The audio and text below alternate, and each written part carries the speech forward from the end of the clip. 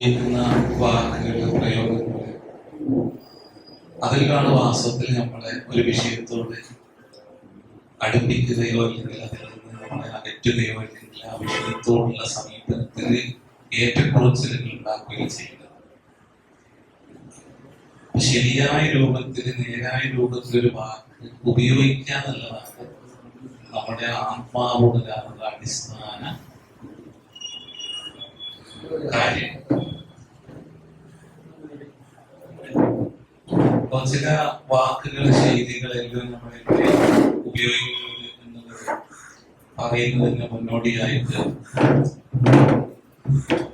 നമ്മുടെ ഈ വിഷയത്തിന്റെ ഒരു പ്രാധാന്യം, അതിന്റെ മഹത്വം അത് ഒന്ന് ആഴത്തില് നമ്മൾ മനസ്സിലാക്കാൻ ചെറിയ ചില കാര്യങ്ങൾ പറഞ്ഞ് നമുക്ക് തുടങ്ങാം. അല്ലാഹു മനസ്സിൽ നിക്ഷേപിക്കുന്ന കാര്യങ്ങളെ സമയാസമയം പറഞ്ഞു പോകാം.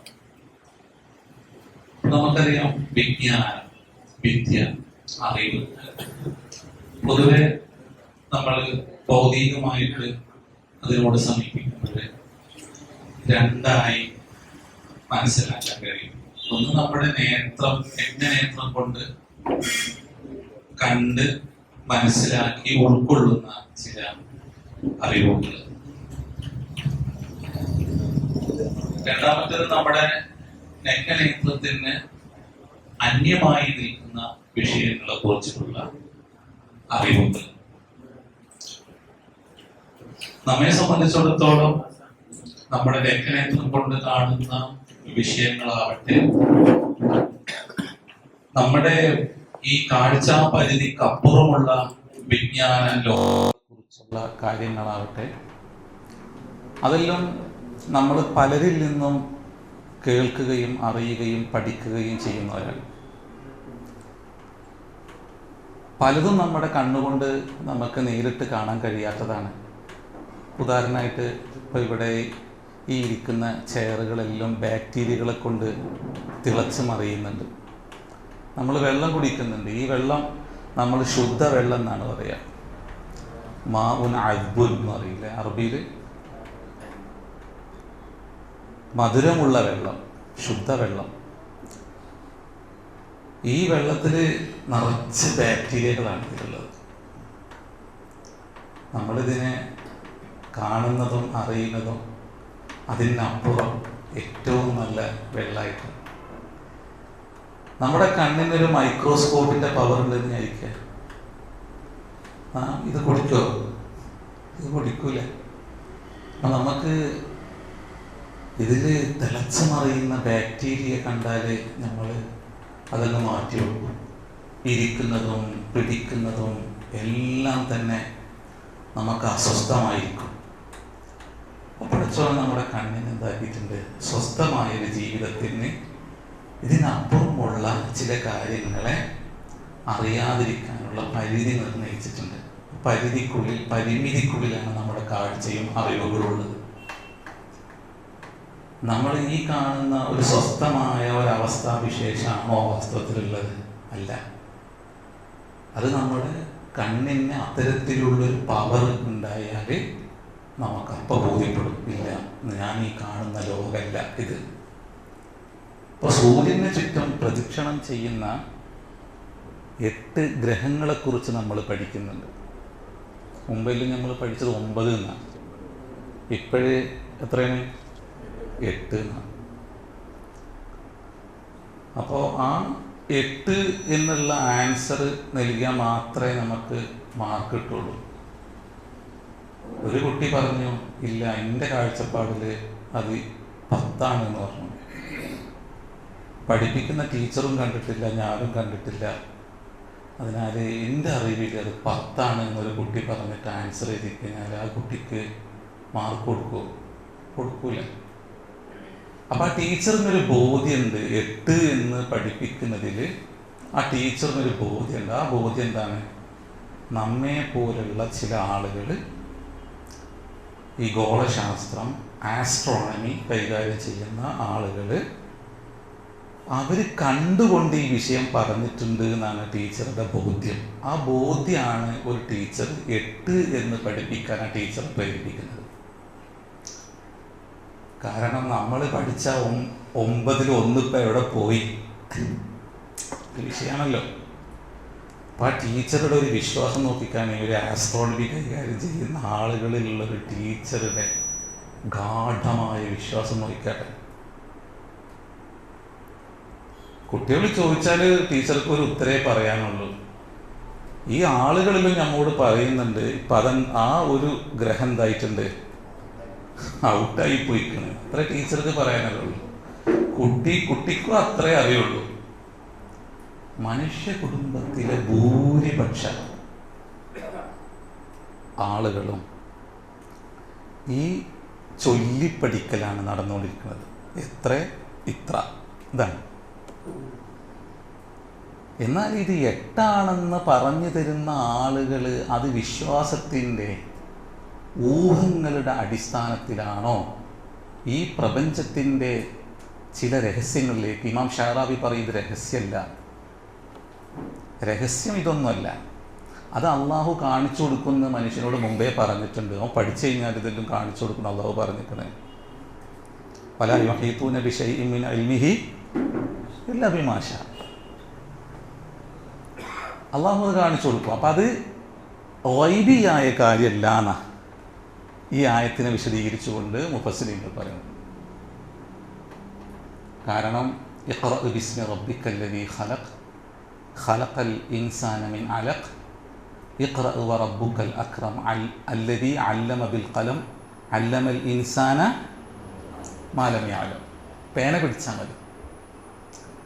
ഈ പ്രപഞ്ചത്തിലെ ഓരോന്നിലേക്കും സൂക്ഷ്മമായിട്ട് നോക്കിയാൽ മതി, ചിന്താപൂർവം അതിലേക്ക് നോക്കിക്കഴിഞ്ഞാൽ നമ്മുടെ ചിന്തയിൽ പലതിനെക്കുറിച്ചും പല ചിന്തകളും ഉടലെടുക്കും.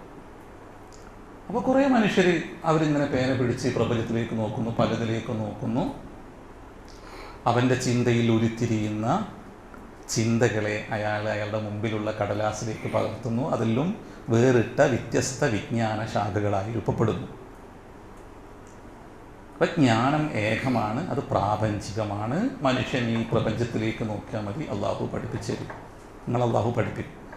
കാരണം നമ്മൾ ആരെങ്കിലും, ഇമാം ഷാറാബി ചോദിക്കുന്നുണ്ട്, ആരെങ്കിലും ഇന്നേ വരെ പറഞ്ഞിരിക്കണോ സൂര്യന് ഞാനാണ് ഉണ്ടാക്കി വെച്ചതെന്ന്, ഈ ഭൂമി ഞാനാണ് ഉണ്ടാക്കിയതെന്ന്, ഒരു തൈ ഞാനാണ് ഉണ്ടാക്കിയെന്ന് ആരെങ്കിലും പറഞ്ഞിരിക്കണോ? അപ്പം അള്ളാഹു നിങ്ങളെ സൽക്കരിച്ചിരിക്കുന്നു. ഈ ഭൂമിയിലേക്ക് അള്ളാഹു നിങ്ങളെ സൽക്കരിച്ചിരിക്കുകയാണ്.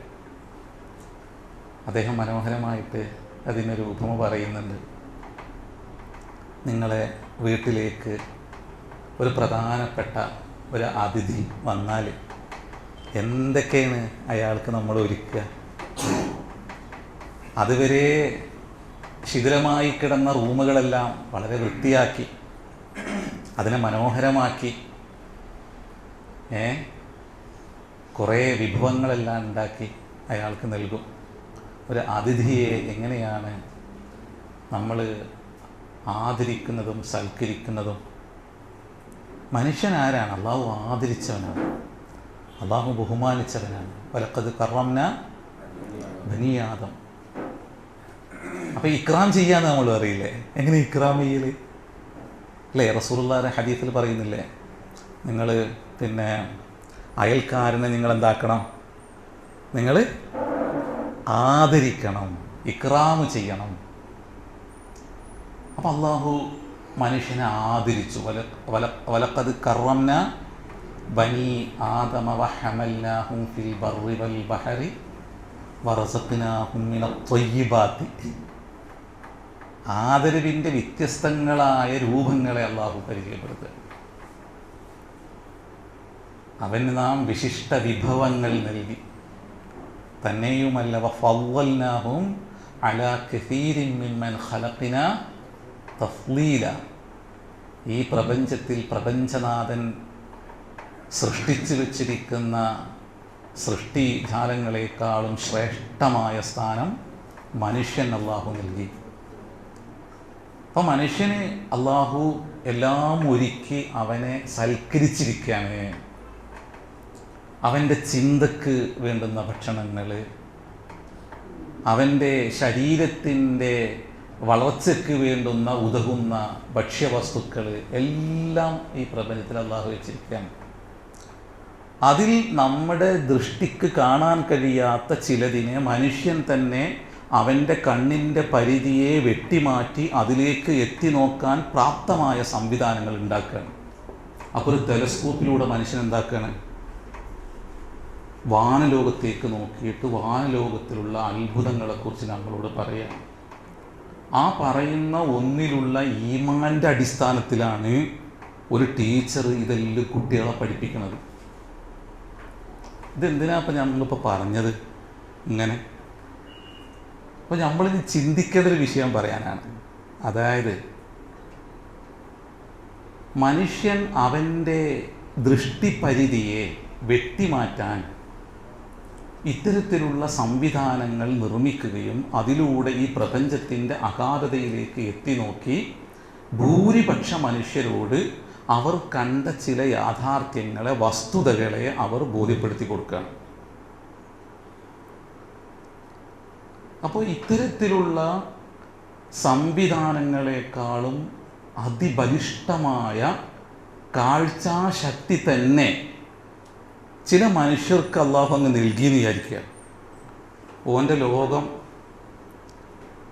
എപ്പോഴും എന്തേക്കാരം? അത്ഭുതമുള്ള ലോകീക്കാരം ആണോ അല്ലേ? ഒരു ശാസ്ത്രലോകത്ത് ജീവിക്കുന്ന ആൾക്കാരെല്ലാം നിങ്ങൾ ആനന്ദിച്ച് ജീവിക്കുന്നവരാണെന്ന് വിചാരിച്ചിരിക്കണം. ഇപ്പോൾ കുറച്ചു മുമ്പ് ഒരു ഉൽക്ക ഭൂമിയെ സ്പർശിക്കാൻ വരുന്നു എന്ന് ശാസ്ത്രലോകം പറഞ്ഞിരുന്നു. കുറച്ച് വർഷങ്ങൾക്ക് മുമ്പ്. നിങ്ങളിലും എത്ര ആൾക്കാർക്ക് അതിനെക്കുറിച്ച് ഇപ്പോഴും അറിവുണ്ട്? അങ്ങനൊരു ഇതിനെക്കുറിച്ച് അല്ലേ? കുറച്ച് വർഷങ്ങൾക്ക് മുമ്പ് നമ്മളിൽ രാത്രി വീട്ടിൽ പോയിട്ട് സുഖമായിട്ട് ഉറങ്ങി. അത് വന്നാലെന്ത്, വന്നിട്ടില്ലെങ്കിൽ എന്ത്, നമുക്കതൊരു പ്രശ്നമുള്ള സംഗതിയല്ല. നിങ്ങൾ പിറ്റേന്ന് പത്രം, ഞാൻ അന്ന് പിറ്റേന്ന് പത്രം നോക്കി എന്താണ് സംഭവിച്ചത്. നമ്മളിങ്ങനെ ഒരു ഉത്കണ്ഠയാണല്ലോ ഇതെന്താ സംഭവിക്കുന്നുള്ളത്. ഇന്നത്തെ ന്യൂസാണ് ഭൂമിയെ തൊട്ടില്ല എന്ന് പറഞ്ഞ് ആ ഉത്കണ്ഠായി കടന്നുപോയി. ഇപ്പം ശാസ്ത്രലോകം മനുഷ്യ കുടുംബം എന്തായി? രക്ഷപ്പെട്ടു. അപ്പോൾ ആ വർത്താനത്തിൽ എന്തുണ്ട്? ഒരു കൂട്ടര് മനുഷ്യരെക്കുറിച്ച് ആകുലതയിലാണ് അന്ന് രാത്രി. ആ സമയം എന്തു സംഭവിക്കുമെന്നുള്ള വല്ലാത്ത ആകുലതയിലായിരുന്നു മനുഷ്യ കുടുംബത്തിലെ 0 പോയിന്റിൽ വരുന്ന ഒരു സമൂഹം. എന്നാൽ ഭൂരിപക്ഷ മനുഷ്യർ സ്വസ്ഥമായിട്ട് കിടന്നുറങ്ങി. ഈ കിടന്നുറങ്ങലപ്പം നമുക്കിപ്പോൾ ഉള്ളത് അമ്പിയാക്കന്മാർ വേദനിക്കുകയും കരയുകയും നമ്മൾ സ്വസ്ഥമായി കിടന്നുറങ്ങുകയും ചെയ്യാം. ഈ സംവിധാനങ്ങളെക്കാളും ബലിഷ്ഠമായ പവർ നൽകിയിട്ട് കൊണ്ടുവരപ്പെട്ടവരാണ് ആര്? അമ്പിയാക്കന്മാർ. അതുകൊണ്ട് നൂഹ് നബി അലൈഹി സ്വലാം പറയുന്ന ഒരു വർത്താനല്ലേ, ലഖദ് അർസൽനാ നൂഹൻ ഇലാ ഖൗമിഹി ഫഖാല യാ ഖൗമി അബ്ദുല്ലാഹ മാ ലക്കും മിൻ ഇലാഹിൻ ഗൈറു ഇന്നി അഅലമു മാ ലാ തഅലമു. നിങ്ങളറിയാത്ത ഞാൻ അറിയുന്നുണ്ട്. വകദാലിക നുരി ഇബ്രാഹീമ മലകൂത അസ്സമാവാതി വൽ അർളി ലിയകൂന മിനൽ മൂഖിനീൻ. ബുഖാരി ധരിക്കുന്ന ഹദീസിൽ കാണുന്നില്ല, ഞാൻ എൻ്റെ ബേക്കിലൂടെ എന്താകുന്നുണ്ട്? സഫ് കെട്ടുമ്പോൾ നിങ്ങളെ ഞാൻ കാണുന്നുണ്ട്. അപ്പം അവർ മുസ്തഫയായ മലക്കിനോട് സംവദിക്കുന്നു, വരുന്നു, ഇരിക്കുന്നു, കാണുന്നു, സംവദിക്കുന്നു. അപ്പം നമ്മളെങ്ങനെയാണ് അറിയണത്? ഒരു വിയർപ്പ് തുള്ളിയിലൂടെ അതിൻ്റെ ഭാരം ആ പ്രവാചകൻ അറിയുമ്പോൾ വഹ്യ് വന്നുകൊണ്ടിരിക്കുന്നു എന്ന് സഹാബികൾ തിരിച്ചറിയാണ് അല്ലേ? അല്ലെങ്കിൽ ഒട്ടകത്തിൻ്റെ മുകളിലാണെങ്കിൽ ആ ഒട്ടകം അതിൻ്റെ ഭാരം കൊണ്ട് ഒന്ന് ഇരിക്കുന്ന സമയത്ത് ഇപ്പോൾ പ്രവാചകൻ എന്താകുന്നുണ്ട്? വഹ്യ് വന്നുകൊണ്ടിരിക്കുന്നുണ്ട്. പക്ഷെ ആ പ്രവാചകൻ അതെന്താകുന്നുണ്ട്? ചുറ്റും നിറഞ്ഞ കണ്ണുകളോടുകൂടി ആ പ്രവാചകൻ അറിയുന്നുണ്ട്. അപ്പോൾ പ്രവാചകന്മാർ അറിഞ്ഞതിൽ മനുഷ്യ കുടുംബത്തോട് പങ്കുവെച്ച ഏറ്റവും വലിയൊരു സത്യം എന്താണ്? മരണശേഷം ജീവിതമുണ്ട് എന്നുള്ളതാണ്. മരണശേഷം ജീവിതമുണ്ട് എന്നുള്ളതാണ്. അപ്പോൾ ഈ മരണശേഷം ജീവിതം ഉണ്ട് എന്നുള്ളതിനെക്കുറിച്ച് നമ്മൾ എത്ര കാലമായി പറയാൻ തുടങ്ങിയിട്ട് നമ്മൾ മാത്രം ഇങ്ങനെ പങ്കുവെക്കരുത്. നമ്മൾ ഇതിങ്ങനെ പങ്കുവെക്കുകയാണ്. അള്ളാഹു നിങ്ങളെ സൃഷ്ടിക്കുന്നതിൽ ഇങ്ങനെ ഭയങ്കര പ്രഭാഷണം നടത്തുകയാണ് നമ്മൾ. നേരത്തെ മൗലവി പറഞ്ഞ പോലെ മനുഷ്യനോട് ഏത് തരത്തിലുള്ള കാരുണ്യമാണ് ഈ വിഷയത്തിൽ നമ്മൾ കാണിച്ചിട്ടുള്ളത്? ഇത് സത്യമാണോ? എനിക്കറിയില്ല കേട്ടോ, സത്യമാണോ? അങ്ങനെ ഉണ്ടോ? മരണത്തിന് ശേഷം ഒരു ജീവിതം ഉണ്ടോ? ആ പറയുന്നതിൽ നമ്മൾ നമ്മളോട് തന്നെ നീതി പുലർത്തുന്നുണ്ടോ? അത് വാക്കിനപ്പുറം നമ്മുടെ ഹൃദയത്തിൽ അത് ഗാഢമായി ഹൃദയത്തെ സ്വാധീനിച്ചിട്ടുണ്ടോ? അത് കർമ്മങ്ങളെ ആ ചിന്തയും ആ ബോധവും വ്യാഖ്യാനിക്കുന്നുണ്ടോ? ഇവിടെയാണ് ദഅവത്ത് എന്നുള്ളതിന് അർത്ഥവും ആശയവും രൂപപ്പെടുന്നത്. അല്ലെങ്കിൽ രൂപപ്പെടില്ല. അള്ളാൻ്റെ അമ്പിയാക്കന്മാർ മനുഷ്യർക്ക് പിറകിൽ ഓടിയത് എന്ത് കണ്ടിട്ടാ? അവർ നാളെ അഭിമുഖീകരിക്കാൻ പോകുന്നൊരു മഹാലോകത്തെ കണ്ടിട്ടാണ്. നിങ്ങൾ മുസ്ലിം ഉദ്ധരിക്കുന്ന ഹദീസിൽ റസൂലുള്ളാഹി മിഅ്റാജിൻ്റെ രാത്രിയിൽ കണ്ട സംഭവം നമ്മൾ വായിക്കാറില്ലേ? എന്താണ്? ഞാൻ ജിബ്രീലിൻ്റെ കൂടെ പോയി. അങ്ങനെ ഞാനൊരു സമൂഹത്തെ കണ്ടു. കുറച്ചാളുകൾ അയാളുടെ ശിരസിലേക്ക് കല്ലെടുത്തെറിയുന്നു. ആ ശിരസ് ചിതറി പൊളിഞ്ഞ് ചിന്ന ഭിന്നമാകുന്നു. കല്ല് ഉരുണ്ടു പോകുന്നു. ആ കല്ല് എടുത്ത് തിരിച്ചു വരുമ്പോഴേക്കും അവരുടെ ശിരസ് വീണ്ടും താവുന്നു, കൂടുന്നു. ഞാൻ ചോദിച്ചു, ജിബ്രീലേ, എന്തൊരു ദുരന്തപൂർണമായ ഒരു ശിക്ഷയാണ് ഈ നൽകിക്കൊണ്ടിരിക്കുന്നത്? അപ്പോൾ പറഞ്ഞു, നമുക്ക് മുന്നോട്ട് പോവാം. മുന്നോട്ട് പോയി. അപ്പോൾ ഞാൻ കുറച്ച് ആൾക്കാരെ കണ്ടു. ഇരുമ്പ് കമ്പി കൊണ്ട് അവരുടെ വായ എന്താകുന്നുണ്ട്? ചീന്തിയെടുക്കുന്നുണ്ട്. ചീന്തി തുളച്ച് ചീന്തുന്നുണ്ട്. അത് അവിടുന്ന് എടുത്തിട്ട് അവരുടെ ഇടം കവളിൽ കുത്തി വീണ്ടും ചീന്തുന്നു. അതിങ്ങനെ ചീന്തുന്നു, അതിങ്ങനെ കൂടിക്കൊണ്ടിരിക്കുന്നു. ചില ആളുകളെ ഞാൻ കണ്ടു, നരകത്തിൻ്റെ അഗ്നിനാളങ്ങളിൽ അവർ പൊന്തി ആ അഗ്നിനാളം താഴോട്ട് പോകുമ്പോൾ അവരതിൻ്റെ കൂടെ ആ അഗ്നിയിൽ പതിക്കുന്നു, വീണ്ടും ഉയരുന്നു. അപ്പോൾ ഞാൻ ചോദിച്ചു, എന്തൊരു ശിക്ഷയാണിത്? ചില ആളുകളെ ഞാൻ കണ്ടു, അവർ സമുദ്രത്തിൽ നിന്നും നീന്തി കരയുടെ സമീപമെത്തുമ്പോൾ അവരെ കരയിൽ നിന്ന് എറിഞ്ഞ് വീണ്ടും എന്താക്കുന്നു? അങ്ങോട്ട് തന്നെ ആട്ടിപ്പായിപ്പിക്കുന്നു. അപ്പോൾ ഞാൻ ചോദിച്ചു, എന്താണിത്? പിന്നെ ഞാൻ ഇബ്രാഹീമിനെ കണ്ടു. കുറേ കുട്ടികളോടൊപ്പം ഒരു പൂങ്കാവനത്തിലിരിക്കുന്നത് ഞാൻ കണ്ടു. ആ ഹദീസിൻ്റെ കുറേ മുമ്പ് വായിച്ച ഒരു ഓർമ്മയിൽ നിൽക്കുന്ന ഒരു ഹദീസാണത്. അതിൻ്റെ പൂർണ്ണരൂപം നിങ്ങളെ മനസ്സിലിപ്പോൾ ഇങ്ങനെ തെളിയുന്നില്ലേ ഹദീസിൻ്റെ, അല്ലേ? നിങ്ങൾ ചിന്തിച്ചു നോക്കി, അള്ളാൻ്റെ റസൂല് നമ്മളോട് ഇങ്ങനെ പറഞ്ഞു തരികയാണ്, ഇതാ ഞാൻ കണ്ടിട്ടുണ്ട് ഇന്നെന്ന പാപങ്ങൾക്ക് ഈ രൂപത്തിലുള്ള ശിക്ഷ ഞാൻ നേരിട്ട് കണ്ടു. നമ്മളിൽ ആരെങ്കിലും വിശ്വസിക്കുന്നുണ്ടോ ഇതൊരു ഊഹത്തിൽ നിന്നുള്ളതാണെന്ന്? റസൂലിൻ്റെ നബൂവത്തിനെ കൂടി ബോധ്യപ്പെടേണ്ടതുണ്ടല്ലോ. ഒരാൾ പറയുന്നതിന് എപ്പോഴാണ് നമ്മൾ എടുക്കുക? അയാളെക്കുറിച്ച് പൂർണ്ണ വിശ്വാസവും ധാരണയും ഉണ്ടായിരിക്കണം. അപ്പോൾ അള്ളാഹുവിൻ്റെ റസൂലിനെ ഈ രൂപത്തിൽ നമ്മൾക്ക് പൂർണ്ണാർത്ഥത്തിൽ ഉൾക്കൊള്ളാൻ കഴിഞ്ഞിട്ടുണ്ടോ? നബൂവത്ത് ബോധ്യപ്പെടുക എന്നുള്ളത് അള്ളാഹിൻ്റെ കാരുണ്യം കൊണ്ട് പോലും അള്ളാഹു നബൂവത്തിനെ ബോധ്യപ്പെടുത്തി കൊടുക്കും മനുഷ്യർക്ക്. മനുഷ്യരോടുള്ള അതിരറ്റ കാരുണ്യം കൊണ്ട് അള്ളാഹു ബോധ്യപ്പെടുത്തി കൊടുക്കും. അതിനാണ് മുഅ്ജിസത്ത് നൽകുന്നത്. മനുഷ്യനോടുള്ള കാരുണ്യം അള്ളാഹു പ്രകടിപ്പിക്കുകയാണ്. ഈ പറയുന്ന പ്രവാചകന്മാരങ്ങളൊന്ന് വിശ്വസിച്ചുകൊണ്ടിട്ടോ, ഓരോ തമാശ പറയല്ല, തമാശയല്ല എന്നുള്ളതിന് ഇതാ നിങ്ങൾക്ക് ഇങ്ങനെ തെളിവില്ല. ഞാൻ തന്നെ ഇവരിലൂടെ നിങ്ങൾക്ക് കാണിച്ചു തരികയാണ്. നിങ്ങളത് നിസ്സാരാക്കണ്ട. നിങ്ങൾ ഈ ഭൂമിയിൽ പിറന്ന് വീണില്ലേ? നിങ്ങളറിയാതെ ഒരു ബിൽഡിംഗ് ഉണ്ടാക്കണമെങ്കിൽ നമ്മളൊരു എഞ്ചിനീയറെ സമീപിക്കണം, ഒരു പ്ലെയിൻ സമീപിച്ച് അതിൻ്റെ രൂപരേഖ തയ്യാറാക്കി നമ്മളുടെ ഇഷ്ടങ്ങൾക്കനുസരിച്ച് അതിനെ എവിടെ മാറ്റണോ എവിടെ കൂട്ടണോ അതെല്ലാം ചെയ്തിട്ട് നമ്മളെ കൊണ്ടുപോയി. നമ്മളാരെങ്കിലും ഇന്ന ഈ രൂപത്തിലെല്ലാം ഉണ്ടാക്കണം എന്ന് പറഞ്ഞിട്ട് നമ്മൾ പ്ലാൻ ഉണ്ടാക്കിയിട്ട് ആരടുത്തോ കൊടുത്തതാ? നമ്മളറിയാതെ അലംഘനീയമായ നിയമത്തിന് വിധേയമായി നമ്മൾ ഈ ഭൂമിയിൽ പിറന്നു വീണവരാണ്. ആണാകുക പെണ്ണാകുക എന്നുള്ള ഒന്നും നമ്മളെ കയ്യിൽപ്പെട്ടതല്ല. ഇന്നിപ്പോൾ പെണ്ണാകാൻ നടക്കുന്ന ആണുങ്ങളുണ്ട്, ആണാകാൻ നടക്കുന്ന സ്ത്രീകളുണ്ട്, ഇല്ലേ? അങ്ങനെയില്ലേ? നമ്മളറിയാതെ ഈ ഭൂമിയിൽ വന്നിരിക്കുകയാണ്. നമ്മൾ ഒരു ഇടപെടലുമില്ലാതെ, ഒരു പ്ലാനോ പദ്ധതിയോ ഇല്ലാതെ നമ്മൾ ഇപ്പോൾ ഈ കണ്ടില്ലേ, ഈ ഒരു വാഹനത്തിൻ്റെ ഉള്ളിൽ ഞാൻ അങ്ങനെ നിൽക്കുകയാണ് അല്ലേ? ഒരു പ്രത്യേക കളറിൽ പ്രത്യേക ശബ്ദം രൂപം കണ്ടില്ലേ? അങ്ങനെ.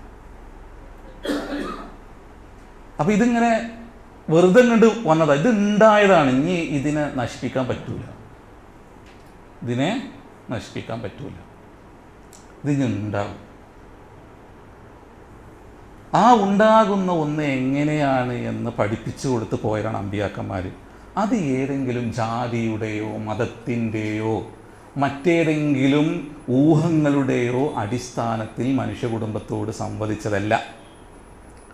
അത് ഈ പ്രപഞ്ചനാഥനായ സർവശക്തനായ അള്ളാഹുവിൽ നിന്നുള്ള ബോധനത്തിൻ്റെ വെളിച്ചത്തിൽ അവരുടെ കൺമുമ്പിൽ അത് കാണിച്ചു കൊടുത്തിട്ട് അവർക്ക് അവരുടെ ഹൃദയത്തിൽ അതിനെക്കുറിച്ചുള്ള മനുഷ്യ കുടുംബത്തോടുള്ള അതിരറ്റ കാരുണ്യം നിക്ഷേപിച്ചുകൊണ്ട് മനുഷ്യ കുടുംബത്തോട് ആ വിഷയം കരഞ്ഞുകൊണ്ട് അവതരിപ്പിച്ചവരാണ് അള്ളാഹിൻ്റെ അമ്പിയാക്കന്മാർ. കരഞ്ഞുകൊണ്ട് അവതരിപ്പിച്ചവരാണ്. അതുകൊണ്ട് നിങ്ങൾ സൂറത്ത് ഹൂദ് വായിച്ചു പോകുമ്പോഴല്ലേ ഷുഐബ് നബി അതുപോലെ തന്നെ സ്വാലിഹ് നബിയെല്ലാം തൻ്റെ സമൂഹത്തോട് പറയുന്ന വർത്താനുണ്ട്. യാ ഖൗമി ലഖദ് അബ്ലഗ്തുക്കും റിസാലാത്തി റബ്ബി വനസഹ്തു ലക്കും വലാകിൻ ലാ തുഹിബ്ബൂന നാസിഹീൻ. മരിച്ചു കിടക്കുന്ന ആൾക്കാരെ അങ്ങ് ശിക്ഷ തരാൻ പോവാണ്. ഭയപ്പെടണം കേട്ടോ, ഞാൻ പ്രവാചകനാണ്.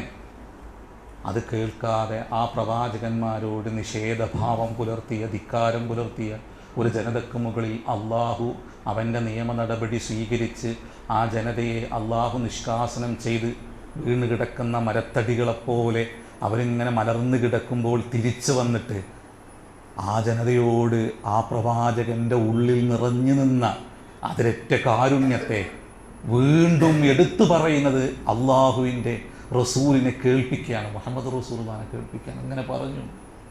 അപ്പോൾ ഒരു വിശ്വാസം എന്ന് പറയുന്ന ഒരു അറിവില്ലാത്ത ഒരു ധാരണയെ കേട്ടുകൊണ്ട് ആണോ ഈ വിഷയത്തെ നമ്മൾ കൈകാര്യം ചെയ്യുന്നത്? ഇനി എന്നും നമ്മൾ ഇങ്ങനെ തന്നെ ഇക്കാരം നമ്മളിതിങ്ങനെ ചർച്ച ചെയ്തുകൊണ്ടേയിരിക്കും. ചെയ്യണ്ടേ, എങ്ങനെ ചെയ്യണം, ഏത് രൂപത്തിൽ ചെയ്യണം, എങ്ങനെ പറയണം, ഏത് രൂപത്തിൽ പറയണം. പടച്ചോനെ കുറിച്ചുള്ള ശക്തമായ തൗഹീദ് നാവുകൊണ്ട് പറഞ്ഞാൽ പറ്റില്ല. അത് ഉള്ളിലേക്ക് ഇറങ്ങണം. ഇന്നമൽ മുഅ്മിനൂനല്ലദീന ആമനൂ ബില്ലാഹി വറസൂലിഹി സുമ്മ ലം യർതാബു വജാഹദൂ ബിഅംവാലിഹിം വഅൻഫുസിഹിം ഫീ സബീലില്ലാഹ് എന്ന് നമ്മളിവിടെ ഇഷ്ടംപോലെ പണ്ഡിതന്മാരുണ്ട്. ഈ ഉസൂൽ തഫ്സീറെല്ലാം വായിച്ചു പോകുമ്പോൾ ഈമാനെയും ഇസ്ലാമിനെയും രണ്ട് വാക്ക് വരുമ്പോൾ അതിനെ മനസ്സിലാക്കേണ്ടതെന്നും ഇസ്ലാം എന്ന വാക്ക് ഒറ്റയ്ക്ക് വരുമ്പോൾ അതിനെങ്ങനെ മനസ്സിലാക്കണമെന്നും ഈമാൻ എന്ന് പറയുന്ന വാക്ക് എങ്ങനെ വരുമ്പോൾ അതിനെങ്ങനെ മനസ്സിലാക്കണമെന്നും ഈ രണ്ട് വാക്കും കൂടി ഒരു ആയത്തിൽ യോജിച്ച് വരുമ്പോൾ ഈ രണ്ട് വാക്കിനെയും എങ്ങനെ വേറിട്ട് അതിനെ ബോധ്യപ്പെടുത്തണമെന്നെല്ലാം ഉസൂൽ തഫ്സീർ പഠിച്ച പണ്ഡിതന്മാർക്കറിയും. അതിൻ്റെ മേലെ ഒരു ആയത്തുണ്ട്, ഖാലത്തിൽ അഅറാബു ആമന്നാ ഖുൽ ലൻ തുഅ്മിനൂ വലാകിൻ ഖൂലൂ അസ്ലംനാ വലമ്മാ യദ്ഖുലിൽ ഈമാനു ഫീ ഖുലൂബിക്കും വഇൻ തുതിഉ അല്ലാഹ വറസൂലഹു ലാ യലിതുകും മിൻ അഅമാലിക്കും ഷൈആ. അപ്പോൾ എന്താണ് ഈ ത്വാഅത്ത്? എന്താണ്? സുബ്ഹാനല്ലാഹ്. അതിന് ശേഷമാണ് പറയുന്നത് എന്ത്? ഇന്നമൽ മുഅ്മിനൂനല്ലദീന ആമനൂ ബില്ലാഹി വറസൂലിഹി സുമ്മ ലം യർതാബു. അതുകൊണ്ടാണ് നിങ്ങൾ സൂറത്ത് ബഖറ തുടങ്ങുന്നത് എങ്ങനെ? അലിഫ് ലാം മീം ദാലിക്കൽ കിതാബു ലാ റൈബ ഫീഹി ഹുദൽ ലിൽ മുത്തഖീൻ. എന്താ റൈബ് എന്ന് പറഞ്ഞാൽ? സംശയമില്ല എന്ന് എല്ലാവരും പറയും. അങ്ങനെയല്ല. കുറച്ച് ശരി കുറച്ച് തെറ്റ് എന്നുള്ളത് ഉണ്ടാവില്ല, ഷക്കല്ല അത്. റൈബ് എന്ന് പറഞ്ഞാൽ കുറച്ച് ശരി കുറച്ച് തെറ്റ് എന്നുള്ളൊരു സംഭവം ഇതിലില്ല. ഇതെന്താണ്? പൂർണ്ണമായിട്ട് പ്രപഞ്ചനാഥനിൽ നിന്നും സത്യസന്ധമായ വൃത്താന്തമാണിത്. അതുകൊണ്ട് നബ എന്ന് ചില വാക്കുപയോഗിക്കും ചില വിഷയങ്ങൾ പറയുമ്പോൾ. എന്താ നബ എന്ന് പറഞ്ഞാൽ?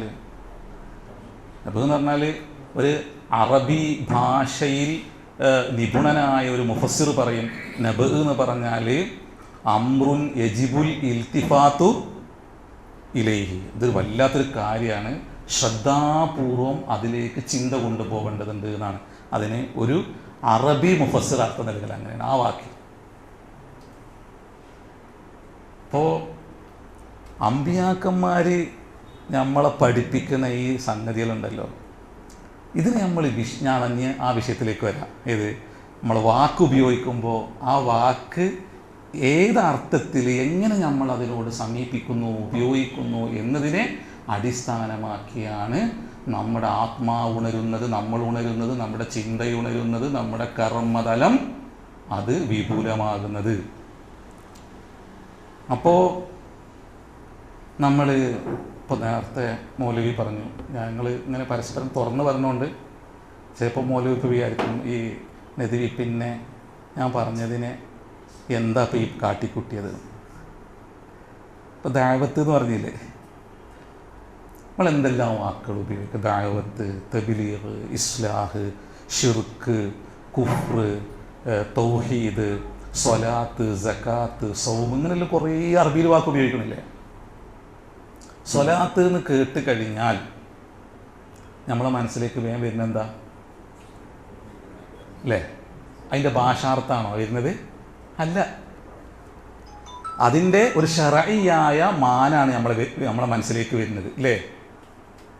അപ്പോൾ സ്വലാത്ത് നിർവഹിക്കാൻ പോകല്ലേ എന്ന് പറഞ്ഞാൽ അയാൾക്കറിയാം അതിങ്ങനെ അംഗസ്നാനെല്ലാം ചെയ്ത് പിന്നെ തക്ബീറത്തുൽ ഇഹ്റാം കെട്ടി റുക്കൂ ചെയ്ത് സുജൂദ് ചെയ്ത് അതിൻ്റെ ഒരു ആ അടുക്കും ചിട്ടയിലും ഒരു സംഗതി നിർവഹിക്കുന്നത് എന്തെന്ന് പറയാം? അതിൻ്റെ ഭാഷാർത്ഥമാണോ? അല്ല, അതിൻ്റെ ശറഈയായ അർത്ഥമാണ്. സൗമ് എന്ന് കേട്ട് കഴിഞ്ഞാൽ നമ്മളെ ചിന്തയിലേക്ക് വേഗം വരുന്നത് എന്തല്ല?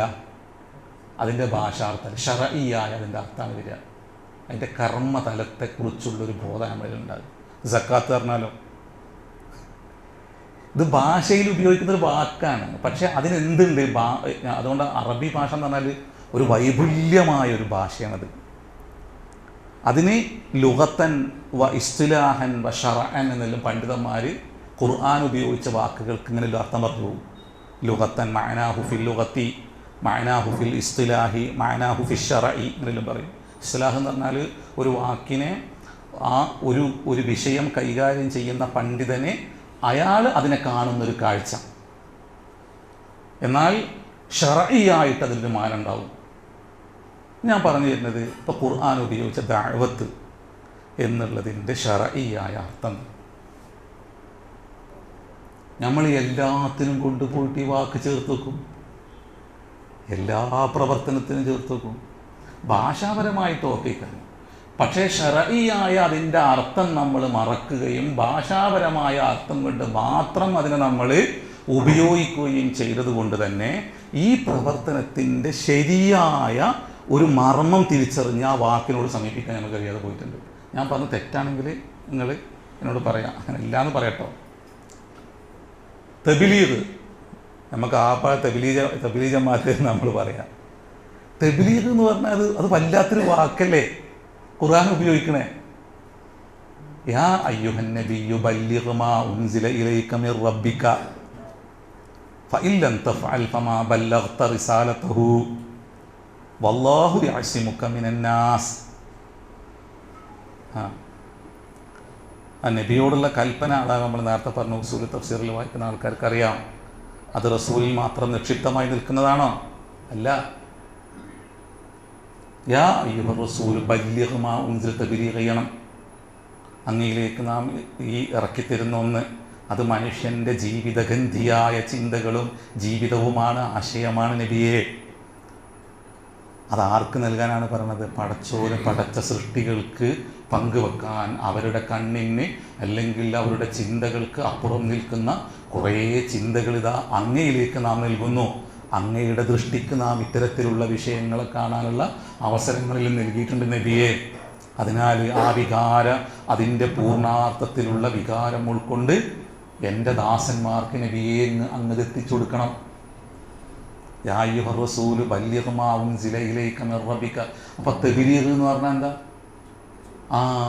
അത് റിസാലത്തിനെ, അള്ളാഹുവിൻ്റെ വഹയിനെ, ആ വഹയിൽ മനുഷ്യ കുടുംബത്തോട് പറയുന്ന ഒരു ജീവിതഗന്ധിയായ സന്ദേശത്തെ അത് തിരിയാത്ത മനുഷ്യർക്ക് പങ്കുവെക്കുന്നതിനാണ് എന്തെന്ന് പറയാ? അതാണ് ശർഈയായതിൻ്റെ അർത്ഥം.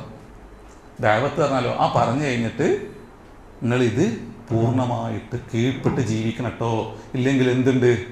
നിങ്ങൾക്ക് ശിക്ഷ ലഭിക്കും. ഇത് പറയാനാണ് അമ്പിയാക്കന്മാർ വന്നത്. അപ്പം തബ്ലീഗ് ദഅവത്ത് എന്നുള്ളതിൻ്റെ ശർഈയായ അർത്ഥത്തിൽ തന്നെ ആ വാക്ക് നമ്മൾ ഉപയോഗിച്ച് പോകണം. നമുക്കിടയിലുള്ള പ്രവർത്തനത്തിന് ഒരിക്കലും എന്തെന്ന് പറയാൻ പാടില്ല? ദഅവത്ത് എന്ന് പറയാം. അതിനെന്തെന്ന് പറയാം? ഇസ്ലാഹ് എന്നാണ് പറയേണ്ടത് എപ്പോഴും. അതിന് തെറ്റായിട്ട് ഉപയോഗിക്കാൻ പാടില്ല. ഇന്നമൽ മുഅ്മിനൂന ഇഖ്വത്തുൻ ഫഅസ്ലിഹൂ ബൈന അഖ്വൈക്കും വത്തഖുല്ലാഹ ലഅല്ലക്കും തുർഹമൂൻ. അപ്പം ഇസ്ലാഹ് അത് തഖ്വയിൽ അധിഷ്ഠിതമായി രണ്ട് വ്യക്തികൾക്കിടയിൽ ഉണ്ടാക്കേണ്ട റഹ്മത്ത് ഉയർന്നു പോകാത്ത രൂപത്തിൽ ഇടപെടേണ്ട ഒന്നിനാണ് എന്തെന്ന് പറയാം? ഇസ്ലാഹ് എന്ന് പറയാം. അതിൽ പക്ഷപാതിത്വമോ ഏതെങ്കിലും തരത്തിലുള്ള നമ്മുടെ ചില സംഗതികളെ സംരക്ഷിക്കാനുള്ള ചിന്തയിലൂടെ ഇടപെടേണ്ട ഒരു വാക്കല്ലെന്ത്? ഇസ്ലാം. അതുകൊണ്ട് എന്തുകൊണ്ടാണ് ഇന്നമൽ മുഅ്മിനൂന ഇഖ്വത്തുൻ ഫഅസ്ലിഹൂ ബൈന അഖവൈക്കും വത്തഖുല്ലാഹ് എന്തുകൊണ്ട് പറഞ്ഞു അവിടെ? തന്നെയുമല്ല ലഅല്ലക്കും തുർഹമൂൻ എന്തുകൊണ്ട് പറഞ്ഞു? ഈ തഖ്വയും റഹ്മത്തും എന്തിനാണ് ഇസ്ലാഹുമായിട്ട് ചേർത്ത് വെച്ചത്? അപ്പോൾ ഇസ്ലാഹിൻ്റെ അർത്ഥം ഈ രണ്ട് വാക്കുകളെ വ്യാഖ്യാനിക്കുന്നിടത്താണ് നിൽക്കുന്നത്. ഇതിനാണ് അതിൻ്റെ തഫ്സീറൊക്കെ നിങ്ങൾക്ക് ബോധ്യപ്പെടും. അത് വെറുതെ നമുക്ക് ഒരു ഇസ്ലാഹ് ഉണ്ടാക്കാന്ന് പറഞ്ഞിട്ട് പോവല്ലേ. അപ്പോൾ നമ്മൾക്ക് പോകുമ്പോൾ നമ്മൾ പറയും നമുക്ക് ഇങ്ങനെ പറയാൻ കേട്ടോ, അങ്ങനെ പാടില്ല. അവരത് ചെയ്തില്ല, അതുകൊണ്ട് അത് നമുക്ക് ഇനി പറയാൻ കേട്ടോ, ഒന്നുമില്ല. റഹ്മത്ത് നഷ്ടപ്പെടാത്ത രൂപത്തിൽ ആ ഒരു സമൂഹത്തിൻ്റെ രണ്ട് വ്യക്തികളുടെ ഒരു കൂട്ടത്തിൻ്റെ ആ ഒരുമക്ക് പടച്ചോൻ്റെ റഹ്മത്ത് ഉണ്ടാകണം. നബി അങ്ങ് എത്ര ശ്രമിച്ചാലും ഒരുമിപ്പിക്കാൻ പറ്റൂല എന്ന് പറയുന്നത് ഖുർആൻ. അത് അള്ളാൻ്റെ കാരുണ്യം കൊണ്ട് മാത്രമാണെന്ന് പറയുന്നത്. ആ കാരുണ്യം ഉയർന്നു പോകാത്ത രൂപത്തിൽ തഖ്വയിൽ അധിഷ്ഠിതമായി നിൽക്കണം. അപ്പോൾ ഏതെങ്കിലും തരത്തിലുള്ള അഹങ്കാരമോ ധിക്കാരമോ അസൂയയോ അത് ഇടപെടുന്ന വ്യക്തികളിൽ ഉണ്ടായിക്കഴിഞ്ഞാൽ തഖ്വക്ക് വിരുദ്ധമാണത്. അതുകൊണ്ടാണ് വത്തഖുല്ലാഹ് എന്ന് പറഞ്ഞാൽ ഇജഅൽ ബൈനക വ ബൈനല്ലാഹി വിഖായത്തൻ എന്ന് പണ്ഡിതന്മാർ അതിനെ വ്യാഖ്യാനിക്കുന്നത്. അപ്പോൾ എന്തിനാണ് ഇജഅൽ ബൈനക വ ബൈനല്ലാഹി വിഖായത്തൻ എന്ന് പറയുന്നത്? നിൻ്റെയും നിൻ്റെ നാഥൻ്റെയും ഇടയിൽ നീ ഒരു ഭിത്തി പണിയണം, ഒരു മതിലുണ്ടാക്കണം. അപ്പോൾ എന്താണ്? അള്ളാഹുവിന് രണ്ട് തരത്തിലുള്ള സിഫത്തുകളുണ്ട്. ഒന്ന് സിഫത്തുൽ ജലാലി വ സിഫത്തുൽ ജമാലി എന്ന് പണ്ഡിതന്മാർ വ്യാഖ്യാനിക്കും. സിഫത്തുൽ ജമാലി എന്ന് പറഞ്ഞാൽ എന്താണ്? അള്ളാഹുവിൻ്റെ സൗന്ദര്യമുള്ള സിഫത്തുകൾ. അപ്പം അള്ളാഹു ഗഫൂറാണ്, അള്ളാഹു റഹ്മാനാണ്. അള്ളാഹുവിന് രണ്ട് തരത്തിലുള്ള സിഫത്തുണ്ട്. ഒന്ന് സിഫത്തുൽ ജമാലി വ സിഫത്തുൽ ജലാലി. അപ്പോൾ സിഫത്തുൽ ജലാലി എന്ന് പറഞ്ഞാൽ എന്താണ്? അള്ളാഹു മുതകബ്ബിറാണ്, അള്ളാഹു മുൻതഖിമാണ്, അള്ളാഹു ജബ്ബാറാണ്, അള്ളാഹു ഖഹാറാണ്. അതുകൊണ്ട് കിബറിനെ അള്ളാഹു അൽ കിബറു റിദായി എന്ന് പറയുന്നത് അല്ലേ? ഖുദ്സിയായ ഹദീസിൽ കിബർ ഉണ്ടാകാൻ പാടില്ല. അപ്പോൾ ഇസ്ലാഹി എന്നിടത്ത് കിബർ ഉണ്ടായിക്കഴിഞ്ഞാൽ പൊട്ടിപ്പോവും, അത് ഇസ്ലാഹ ആവൂല. പ്രവർത്തിച്ചേക്ക് അതുകൊണ്ടാണ് അവിടെ ആ രണ്ട് വാക്കുകൾ ഉപയോഗിച്ചത്. ഇമാം ഖുർത്തുബി ഈ രൂപത്തിൽ ഇതിനെ വ്യാഖ്യാനിക്കുന്നത് കാണാൻ പറ്റുന്നു. ഉണ്ടാകാൻ പറ്റില്ല. അപ്പം കിബർ വന്നോ, ഞാനോ വലിയവൻ അവനോ വലിയവൻ എന്ന് വന്നോ, ആ കഥ കഴിഞ്ഞു. പിന്നെ നിങ്ങൾ ഇസ്ലാം എന്നുള്ള വാക്കേ ഉപയോഗിക്കരുത് അവിടെ. കാരണം ആ വാക്ക് ശർഈയായിട്ട് ഉപയോഗിക്കാൻ നിങ്ങൾക്ക് എന്തില്ല? ധാർമ്മികമായിട്ട് അവകാശമില്ല. ഭാഷാപരമായിട്ട് നിങ്ങൾ ഉപയോഗിക്കണം. അത് ദഅവത്തും അങ്ങനെ തന്നെ. നിങ്ങൾക്ക് ധാർമ്മികമായിട്ട് അവകാശമില്ല. കാരണം 2 ഷർത്ത് എന്തായി? നിങ്ങൾ അതിനെ നിഷേധിച്ചു. തഖ്വ ഉണ്ടായിരിക്കണം എന്നുള്ളതും റഹ്മത്ത് ഉയർന്നു പോകാതെ കാത്തു സൂക്ഷിക്കണം എന്നുള്ളത് നിങ്ങൾ എന്താക്കി? നിഷേധിച്ചു. അപ്പോൾ ഇസ്ലാഹി എന്നുള്ള വാക്ക് പോലും നമ്മൾ ശർഈയായ മാനത്തിൽ ഉപയോഗിക്കുകയാണെങ്കിൽ സുബ്ഹാനല്ലാഹ്, ഈ ഉമ്മത്തിൻ്റെ സൗന്ദര്യം എന്തേക്കാരം അല്ലേ? അതിൻ്റെ ശേഷം പറയുന്ന ആയത്തറിയോ? സൂറത്ത് ഹുജറാത്തിലെ ആയത്ത്, യാ അയ്യുഹല്ലദീന ആമനൂ ലാ യസ്ഖർ ഖൗമും മിൻ ഖൗമിൻ അസാ അൻ യകൂനൂ ഖൈറൻ മിൻഹും വലാ നിസാഉം മിൻ നിസാഇൻ അസാ അൻ യകുന്ന ഖൈറൻ മിൻഹുൻ വലാ തൽമിസു അൻഫുസകും വലാ തനാബസു ബിൽ അൽഖാബ് ബിഅ്സൽ ഇസ്മുൽ ഫുസൂഖു ബഅദൽ ഈമാൻ വമൻ ലം യതുബ് ഫഉലൈക ഹുമുദ് ളാലിമൂൻ. എന്തൊക്കെ നമ്മൾ കാട്ടിക്കൂട്ടുന്നത്, ആരൊക്കെ എന്തൊക്കെ നമ്മൾ പറയുന്നത്. ആളുകളെ ഒരു തരത്തിലുള്ള മോശമായ വാക്കുകൊണ്ട് സംബോധന ചെയ്യാൻ പാടില്ല. നമ്മളിൽ ആരൊക്കെയാണ് നല്ലവർ, ആരൊക്കെ കെട്ടവരില്ല അറിയുന്നവനാരാണ്? അല്ലാഹുവാണ്. നമ്മുടെ ഹൃദയത്തിലേക്ക് വന്ന് നമ്മളെ ഹദീസൊന്നും വെറുതെ അങ്ങനെ വായിച്ചു പറയാൻ പറ്റില്ലല്ലോ. അതിന് പറ്റുമോ? ഒന്നും പറ്റില്ല. യാ അയ്യുഹല്ലദീന ശേഷം പറയാണ്, ഒരു വിഭാഗം മറ്റൊരു വിഭാഗത്തെ ആക്ഷേപിക്കരുത്, നിന്ദിക്കരുത്, ചീത്ത പേര് കൊണ്ട് സംബോധനം ചെയ്യരുത്. അങ്ങനെ ചെയ്യുന്നുവെങ്കിൽ ഏറ്റവും വലിയ അക്രമികൾ നിങ്ങളേക്കാളും. എന്തുകൊണ്ട് അങ്ങനെ പറയുന്നറിയോ? അങ്ങനത്തെ ഒരു സ്വഭാവം ഈ ഉമ്മത്തിൽ ഉണ്ടായി തീർന്നു കഴിഞ്ഞാൽ ഇതിൻ്റെ സൗന്ദര്യം മറ്റുള്ളവർക്ക് മനസ്സിലാക്കാൻ പറ്റില്ല. അപ്പോൾ അത് മറ്റുള്ളവർക്ക് പടച്ച തമ്പുരാനെ അവരുടെ തന്നെ സൃഷ്ടാവിനെ ബോധ്യപ്പെട്ട് ഈ പ്രവാചകൻ്റെ ഉസ്വത്ത് സ്വീകരിക്കുന്നതിന് തടസ്സമായി മാറുകയും അത് നിങ്ങളിൽ നിന്നുണ്ടാകുന്ന ഏറ്റവും വലിയ അക്രമമായി രൂപപ്പെടുകയും ചെയ്യും. അതുകൊണ്ടാണ് സൂറത്തുൻ നഹ്ലിലെ അഖദ് ഉണ്ടല്ലോ, അഖദ് ഒരു പടച്ചോന് കീഴ്പ്പെടാത്തൊരു മനുഷ്യനോട് അഖദ് ചെയ്ത് കഴിഞ്ഞാൽ ആ അഖദ് ലംഘിക്കാൻ പാടില്ല എന്ന് പറയുന്നത്. എന്തുകൊണ്ടാണ്? അത് അയാൾ പിന്നെ പോയിട്ട് പറയും, ഇവൻ വലിയ വർത്താനെല്ലാം പറയും, ഓനെ ആ പറയുന്നതിന് വിരുദ്ധമായി പ്രവർത്തിക്കുന്നവനാണ് എന്ന് പറയും. അത് ചിന്തിച്ചു നോക്കി, എന്തൊരു ഗൗരവത്തിലാണ് പടച്ച തമ്പുരാൻ ഇത് പറയുന്നത്. ഈ ആയതിനു ശേഷം ഒരു ആയത്തും കൂടി ഉണ്ട്. എന്താ? അയ്യുഹല്ലദീന ആമനൂ ഇജ്തനിബൂ കസീറൻ മിനൽ-ളന്നി ഇന്ന ബഅദ-ളന്നി ഇസ്മുൻ വലാ തജസ്സസൂ. എന്താ തജസ്സസൂ എന്നാൽ? ചാരപ്പണി നടത്തരുത്. വലാ തജസ്സസൂ വലാ യഗ്തബ് ബഅദുകും ബഅദാ അയുഹിബ്ബു അഹദുകും അൻ യഅകുല ലഹ്മ അഖീഹി മൈതൻ ഫകരിഹ്തുമു വത്തഖുല്ലാഹ്. നിങ്ങൾ അല്ലാഹുവിനെ സൂക്ഷിക്കണേ. നമ്മൾ പടച്ചോൻ്റെ കൂടെ നടക്കുന്നുണ്ടോ, റസൂലുള്ളാഹിനെ നമ്മൾ ആ ഉസ്വത്തിനെ സ്വീകരിക്കുന്നുണ്ടോ എന്നെല്ലാം ഖുർആൻ വായിച്ചു പോകുമ്പോഴെല്ലാം നന്നായിട്ടൊന്ന് ചിന്തിക്കുന്നത് നല്ലതാണ്. ഇതെന്തിനാ പറയുന്നത്? ഇത് അടുത്ത നിമിഷം മരിക്കാൻ പോവുകയാണ്. അടുത്ത നിമിഷം മരിക്കാൻ പോവുകയാണ്. അമ്പിയാക്കന്മാരുടെ റിസാലത്ത് മുഴുവനും യൗമുൽ ഖിയാമയുമായി ബന്ധപ്പെട്ടതാണ്. നിങ്ങൾ സൂറത്ത് അഅറാഫ് ഒന്ന് എടുത്തു നോക്കുക. ഒന്നിന് പിറകെ ഒന്നായി അമ്പിയാക്കന്മാരെ അള്ളാഹു പറഞ്ഞു പോകുമ്പോൾ അവരെല്ലാവരും വന്നുകൊണ്ട് ഹൃദയവേദനയോടുകൂടി യൗമുൽ ഖിയാമയെ അവതരിപ്പിക്കുന്നത് കാണാൻ പറ്റും. പടച്ചോനെ ഇല്ല എന്നാരും പറയില്ല. ഈ പ്രപഞ്ചത്തിനൊരു നാഥനുണ്ട്. മനുഷ്യൻ വിശുദ്ധ ഖുർആൻ 3 മനുഷ്യൻ എന്നുള്ള നിലക്ക് എല്ലാവരും അവരുടെ സൃഷ്ടാവിനെ ഇഅ്തിറാഫ് ചെയ്യുന്നുണ്ട് എന്ന് ഖുർആൻ പറഞ്ഞു വെക്കുന്നുണ്ട്. എല്ലാവരും. ഭാഷാ വ്യത്യാസം മാത്രം ഉണ്ടാവുള്ളൂ. നമ്മൾ മനസ്സിലാക്കുന്നത് അള്ളാഹ് തന്നെ പറയണം എന്നാലേ അവൻ അള്ളാഹിനെ വിശ്വസിക്കുന്നു. അങ്ങനെയൊന്നുമില്ല. അള്ളാഹു പഠിപ്പിച്ചതിൽ ഭാഷയെ പറഞ്ഞാൽ മതി. പിന്നെ നമ്മൾ അള്ളാഹ് നമ്മളെന്തിനാ പറഞ്ഞത്? ആ ജലാലത്തിൻ്റെ ഇസ്മ് ഈ പ്രപഞ്ചനാഥനായ സർവശക്തനായ നാഥനല്ലാതെ മറ്റൊന്നും ചേർത്ത് വെക്കൂല എന്നുള്ള വിശുദ്ധി ഉള്ളത് കൊണ്ടാണ് നമ്മൾ ആ വാക്കിനെ എന്താക്കുന്നത്, ഉപയോഗിക്കുന്നത്. അല്ലാതെ പ്രത്യേക ദൈവമായതുകൊണ്ടാണ് അതൊന്നുമല്ല. അതുകൊണ്ടൊന്നുമല്ല. ആ നാമം മറ്റു ഭാഷയിലുള്ള നാമം പോലെയല്ല. അള്ളാഹു എന്നുള്ള ജലാലത്തിൻ്റെ നാമം മറ്റു ഭാഷയിലുള്ള നാമങ്ങളിലും സ്ഥാനത്തും അസ്ഥാനത്തും പ്രയോഗിക്കും. അറബിയിലെ ഇലാഹ് എന്ന വാക്ക് പോലെ. ഇലാഹി എന്ന വാക്ക് ഒരു നിരീശ്വരവാദിയായ അറബിയായ മനുഷ്യൻ കാണുന്ന ഒരു കാഴ്ച ഉണ്ട് ആ വാക്ക്. അതോടൊപ്പം തന്നെ അള്ളാഹു എന്ന വാക്കിനെ ഒരു അറബി ഭാഷയിൽ പിറന്ന അറബിയായ ഒരു മനുഷ്യൻ കാണുന്ന അള്ളാഹു എന്നുള്ള വാക്കിനോട് കാണുന്ന ഒരു കാഴ്ച ഉണ്ട്. ഒരു മുശ്രിക്കായ മനുഷ്യൻ അറബി ഭാഷയിൽ പിറന്നു വീണ് ആ ഭാഷ സംസാരിക്കുന്ന ഒരാൾ ഇലാഹി എന്ന വാക്ക് കല്ലിനും മണലിൽ വെച്ചു കൊടുക്കും. എന്നാൽ ആ മനുഷ്യൻ അള്ളാഹു എന്നുള്ള വാക്ക് എന്താക്കൂല, അതിന് വെച്ചു കൊടുക്കൂല. കാരണം ആ ഭാഷയിൽ പിറന്നവനക്കറിയാം ഇതിന് സൂട്ടബിൾ അല്ലാതെ. അതുപോലെ ഒരു വാക്ക് ലോകത്ത് മറ്റൊരു ഭാഷയിൽ, എന്നാൽ എല്ലാ ഭാഷയും ആദരിക്കുകയും ബഹുമാനിക്കുകയും ചെയ്യേണ്ടതുണ്ട്. ഭാഷ അള്ളാഹിൻ്റെ ദൃഷ്ടാന്താണ്, അത് അള്ളാഹു മനുഷ്യനെ പഠിപ്പിച്ചു കൊടുത്തതാണ്. വമിൻ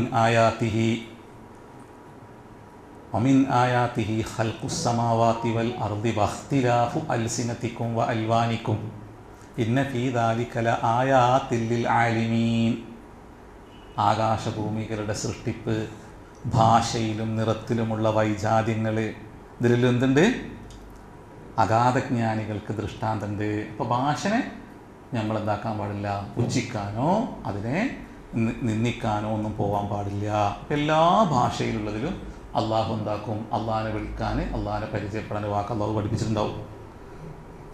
ഉദാഹരണമായിട്ട് സൂറത്ത് യൂനസിലെ ഒരായത്തിൽ ഹുവല്ലദീ യുസയ്യിറുക്കും ഫിൽ ബർരി വൽ ബഹർ, അള്ളാഹുവാണ് കടലിലും കരയിലും നിങ്ങൾക്ക് വഴിയൊരുക്കിയവന്. നമുക്ക് മാത്രം ഇതെല്ലാം ഓതുമ്പോൾ ഞാനിതിന് വീണ്ടും ചോദിക്കണം എന്താണെന്നറിയാം, നമ്മളെ ബോധത്തിൽ ഇതിൽ ഞമ്മക്കാണ്, നമ്മളാണ് പറഞ്ഞതെന്നുള്ള ആൾക്ക് അതിനെ നമ്മൾ അങ്ങനെ മനസ്സിലങ്ങനെ ധരിച്ചു വെച്ചിട്ടുണ്ട്. മനുഷ്യരോട് പറയാണ്, വ്യത്യസ്ത ദേശങ്ങളിൽ ഭാഷകളിൽ അള്ളാഹു കൊണ്ടുവന്ന മനുഷ്യരോട് അള്ളാഹു പറയാണ്, ഹുവല്ലദീ യുസയ്യിറുക്കും ഫിൽ ബർരി വൽ ബഹർ, കടലിലും കരയിലും നിങ്ങൾക്ക് വഴിയൊരുക്കിയവൻ അള്ളാഹുവാണ്.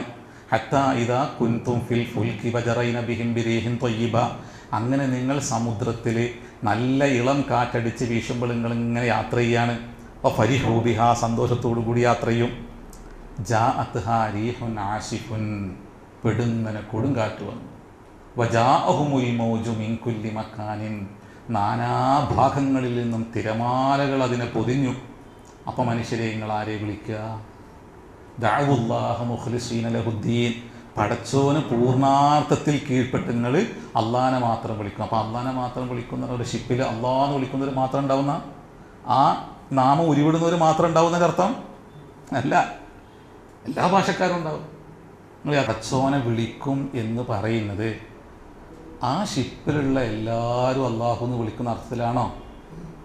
അള്ളാഹ് എന്നുള്ള നാമം ഉരുവിട്ട് വിളിക്കുന്ന അർത്ഥത്തിലാണോ? അല്ല സുഹൃത്തുക്കളെ. അള്ളാഹു പഠിപ്പിച്ച ഭാഷയിൽ ഓരോ ഭാഷക്കാരനും അള്ളാഹിനെ വിളിക്കുന്ന അതിൻ്റെ അർത്ഥം. അപ്പം ഞാനും നിങ്ങളൊന്ന് ചിന്തിച്ച് നോക്കി, നമ്മളെ ഈ നാട്ടിലുള്ള ആൾക്കാരെല്ലാം വിശ്വസിക്കുന്ന അള്ളാഹു എന്ന് പറഞ്ഞാൽ മുസ്ലിങ്ങളുടെ ദൈവമാണെന്നാണ്. ആണോ അല്ലേ? അള്ളാഹു എന്ന് പറഞ്ഞാൽ മുസ്ലിങ്ങളുടെ കുലദൈവമാണെന്ന് വിശ്വസിക്കുന്നവരല്ലേ? നമ്മൾ ഒരു രണ്ട് വിഭാഗമാണെങ്കിൽ, അല്ല എന്നുള്ളതാണെങ്കിൽ അവർ ദഅവത്ത് ചെയ്യണ്ട. മാഷാ അല്ലാഹ്, നമ്മളെ ആൾക്കാർക്കെല്ലാം മനസ്സിലായി ആണെന്ന് പറയാണ്ട് ദഅവത്ത് ചെയ്യണം. ഞാൻ പറയുമ്പോൾ തിരിച്ചെനിക്ക് അള്ളാഹു എന്നുള്ളത് മുസ്ലിങ്ങളുടെ കുലദൈവമാണ് എന്ന് വിശ്വസിക്കുന്ന ഒരു സമൂഹത്തിൻ്റെ ഇടയിൽ ഏത് തരത്തിലുള്ള ഉത്തരവാദിത്തമാണ് നമ്മൾ നിർവഹിച്ചിട്ടുള്ളത്? ഞാൻ പ്രസംഗിക്കുന്നില്ല, ഞാൻ ചർച്ചക്കിടാണ്.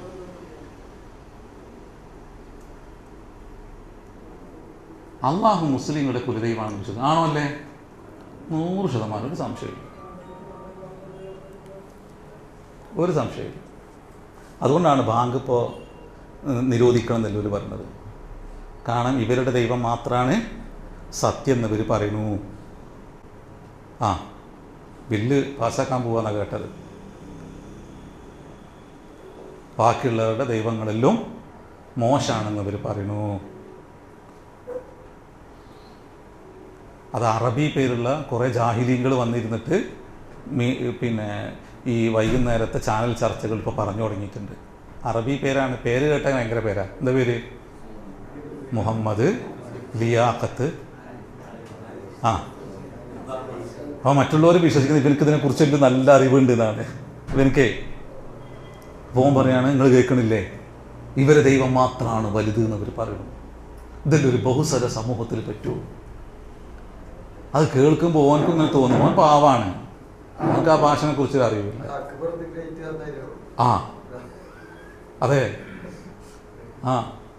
നിങ്ങളൊരു ഹിന്ദു മഹാസഭയിൽ ഒരു സ്ത്രീ ഇത് പറയുന്നുണ്ട്, ആ സ്ത്രീക്ക് അത് പറഞ്ഞു കൊടുക്കുമ്പോൾ ആ സ്ത്രീയെ ഹാരമണിയിക്കുന്നുണ്ട്. നിങ്ങൾ കണ്ടത് ഡൽഹിയിൽ ഹിന്ദു മഹാസഭയുടെ ഒരു സമ്മേളനം നടക്കുമ്പോൾ ബാങ്ക് എന്താണെന്നും സ്വലാത്ത് എന്താണെന്നും ഹജ്ജ് എന്താണെന്നും ഒരു സന്യാസിനി എന്ന് നമുക്ക് പറയല്ല, നിർവാഹമല്ല, അതുകൊണ്ട് പറയാണ്, ആ സ്ത്രീ വിശദീകരിക്കുന്നുണ്ട്. അപകടകരമായ രൂപത്തിൽ ഈ പറഞ്ഞ വിധേയനെ ഇതിനെ വ്യാഖ്യാനിക്കുമ്പോൾ അവിടുന്ന് ഒരാൾ എഴുന്നേറ്റ് വന്ന് ഈ സ്ത്രീക്ക് ഹാരമണിയിച്ചു കൊടുക്കുന്നുണ്ട്. ഞാനും വിചാരിച്ച് പടച്ചോനെ ഇതെല്ലാം എന്ത് പൊട്ടത്തരാണ് ഈ പറഞ്ഞത്. നമ്മളെ ക്ലാസ്സിൽ ഒരു എക്സാം കഴിഞ്ഞിട്ട് അനുഭവം പറയാൻ വേണ്ടി പറഞ്ഞ് അവിടെ പരീക്ഷ നടത്തിയ അതിൽ ഒരു പയ്യന് വന്നിട്ട് ഇങ്ങനെ കരഞ്ഞുകൊണ്ട് പറഞ്ഞ്, ഞാൻ ഒരാളെ വഴിയിൽ നിന്ന് കണ്ട് എന്നോട് ഈ കാര്യം പറഞ്ഞപ്പോൾ ഇവിടെ എന്ത് നടക്കണമെന്ന് അറിയാൻ വേണ്ടിയിട്ടാണ് ഞാനിവിടെ വന്നത്. പക്ഷേ ഇവിടെ വന്നപ്പോഴാണ് അറിയുന്നത് എൻ്റെ ധാരണ മുഴുവനും തെറ്റായിരുന്നുവെന്ന്. ഞാനൊരു വടകര സ്വദേശിയാണ്. എൻ്റെ ഗ്രാമത്തിലുള്ള ആളുകളെല്ലാം RSSൽ പ്രവർത്തിക്കുന്നവരാണ്. അവരെ എന്നെ അത്തരത്തിലുള്ള ഒന്നിൻ്റെ വാക്താവാക്കാൻ എന്നോട് പറഞ്ഞത് ഈ സ്വലാത്തുണ്ടല്ലോ, അത് നമ്മുടെ ദേശത്തോട് ഭാവിയിൽ നടത്താൻ പോകുന്ന ഒരു യുദ്ധമുറയുടെ ഭാഗമായിട്ടാണ് ഇവരെന്താക്കുന്നത്, ഈ കുമ്പിടുന്നതും ഈ ഇതാക്കുന്നത്. അപ്പോൾ എങ്ങനെയാണ് ഈ ബുള്ളറ്റ് വരുമ്പോൾ എങ്ങനെ കുമ്പിടണം, അത് എങ്ങനെ പോകണമെന്നെല്ലാണ് പറഞ്ഞത്. ഞാനത് പോയി കണ്ടു. ഞാൻ ഒരു മസ്ജിദിൻ്റെ അടുക്കൽ പോയി നോക്കിയപ്പോൾ അത് ശരിയാണെന്ന് എനിക്ക് തോന്നി. അങ്ങനെയാണ് ഞാൻ അതിൻ്റെ ആളായത്. പക്ഷേ ഞാനിപ്പോൾ ഈ 3 മാസത്തിൻ്റെ ഉള്ളിൽ എന്നെ വല്ലാതെ വേദനിപ്പിച്ച ഒന്നാണ്, ഇത് എത്രയോ ആളുകളോട് ഞാൻ ഈ തെറ്റിദ്ധാരണ നടത്തിയിട്ടുണ്ട്. അപ്പോൾ എനിക്ക് മനസ്സിലായി ആ സന്യാസിനി പറഞ്ഞത് ശരിയാണ്. നിങ്ങൾ ഒന്ന് അടിച്ചു നോക്കിയാൽ മതി യൂട്യൂബിൽ, നിങ്ങൾ നോക്കി. അപ്പം നമ്മൾ ഈ സദസ്സിൽ നമ്മൾ ഈ സംസാരം കേൾക്കുന്നത് ആരാണ്? നമ്മൾ വലിയ വലിയ സമ്മേളനങ്ങൾ നമ്മൾ നടത്തുന്നുണ്ട്, എന്തെല്ലാം പ്രമേയങ്ങൾ അവതരിപ്പിക്കുന്നുണ്ട്. ഇതെല്ലാം ആരാ കേൾക്കുന്നത്? നമ്മൾ തന്നെ. ഇവരാരൊന്നും കേൾക്കണില്ല സുഹൃത്തുക്കളെ, ഒന്നും അറിയുന്നില്ല. സത്യത്തിൽ ഇവരുടെ ഈ തെറ്റിദ്ധാരണക്ക് അടിസ്ഥാന കാരണക്കാരാരാ? നമ്മൾ തന്നെ. അതുകൊണ്ട് അള്ളാഹു നമ്മളെ ശിക്ഷയ്ക്ക് വിധേയമാക്കും, ഒരു സംശയമില്ല. അള്ളാഹു കാത്തുരക്ഷിക്കട്ടെ. നമ്മളിങ്ങനെ വെറുതെ അവരെങ്ങനെ കുറ്റം പറഞ്ഞിട്ടും ആക്ഷേപിച്ചിട്ടൊന്നും കാര്യമില്ല. നമ്മൾ ചെയ്യേണ്ട ദൗത്യം നമ്മൾ ചെയ്യണം. അത് ചെയ്യാതെ ഇങ്ങനെ ധരിക്കുന്നു. ഇപ്പം നമ്മളുണ്ടല്ലോ, ഞാൻ ഒരിക്കലും ആക്ഷേപിക്കില്ല കേട്ടോ. ഞാൻ ആക്ഷേപ സ്വരത്തിലല്ല അവർ ഈ വിഷയം ഉൾക്കൊണ്ടിട്ടുള്ളത് എന്ന് ഞാൻ പറയില്ല.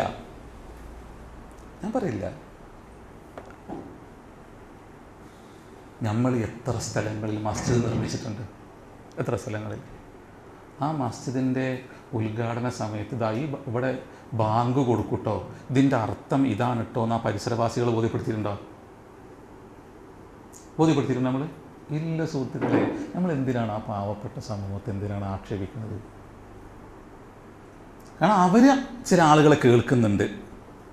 ആ കേൾക്കുന്നവർ ഇത്തരം വിഷയങ്ങളെ നാം ഈ പറഞ്ഞതുപോലെ അപകടകരമായ ഒരു ഭീകരതയുടെ ഒരു ചിത്രമായി ആ സമൂഹത്തിന് മുമ്പിൽ അവതരിപ്പിക്കണോ?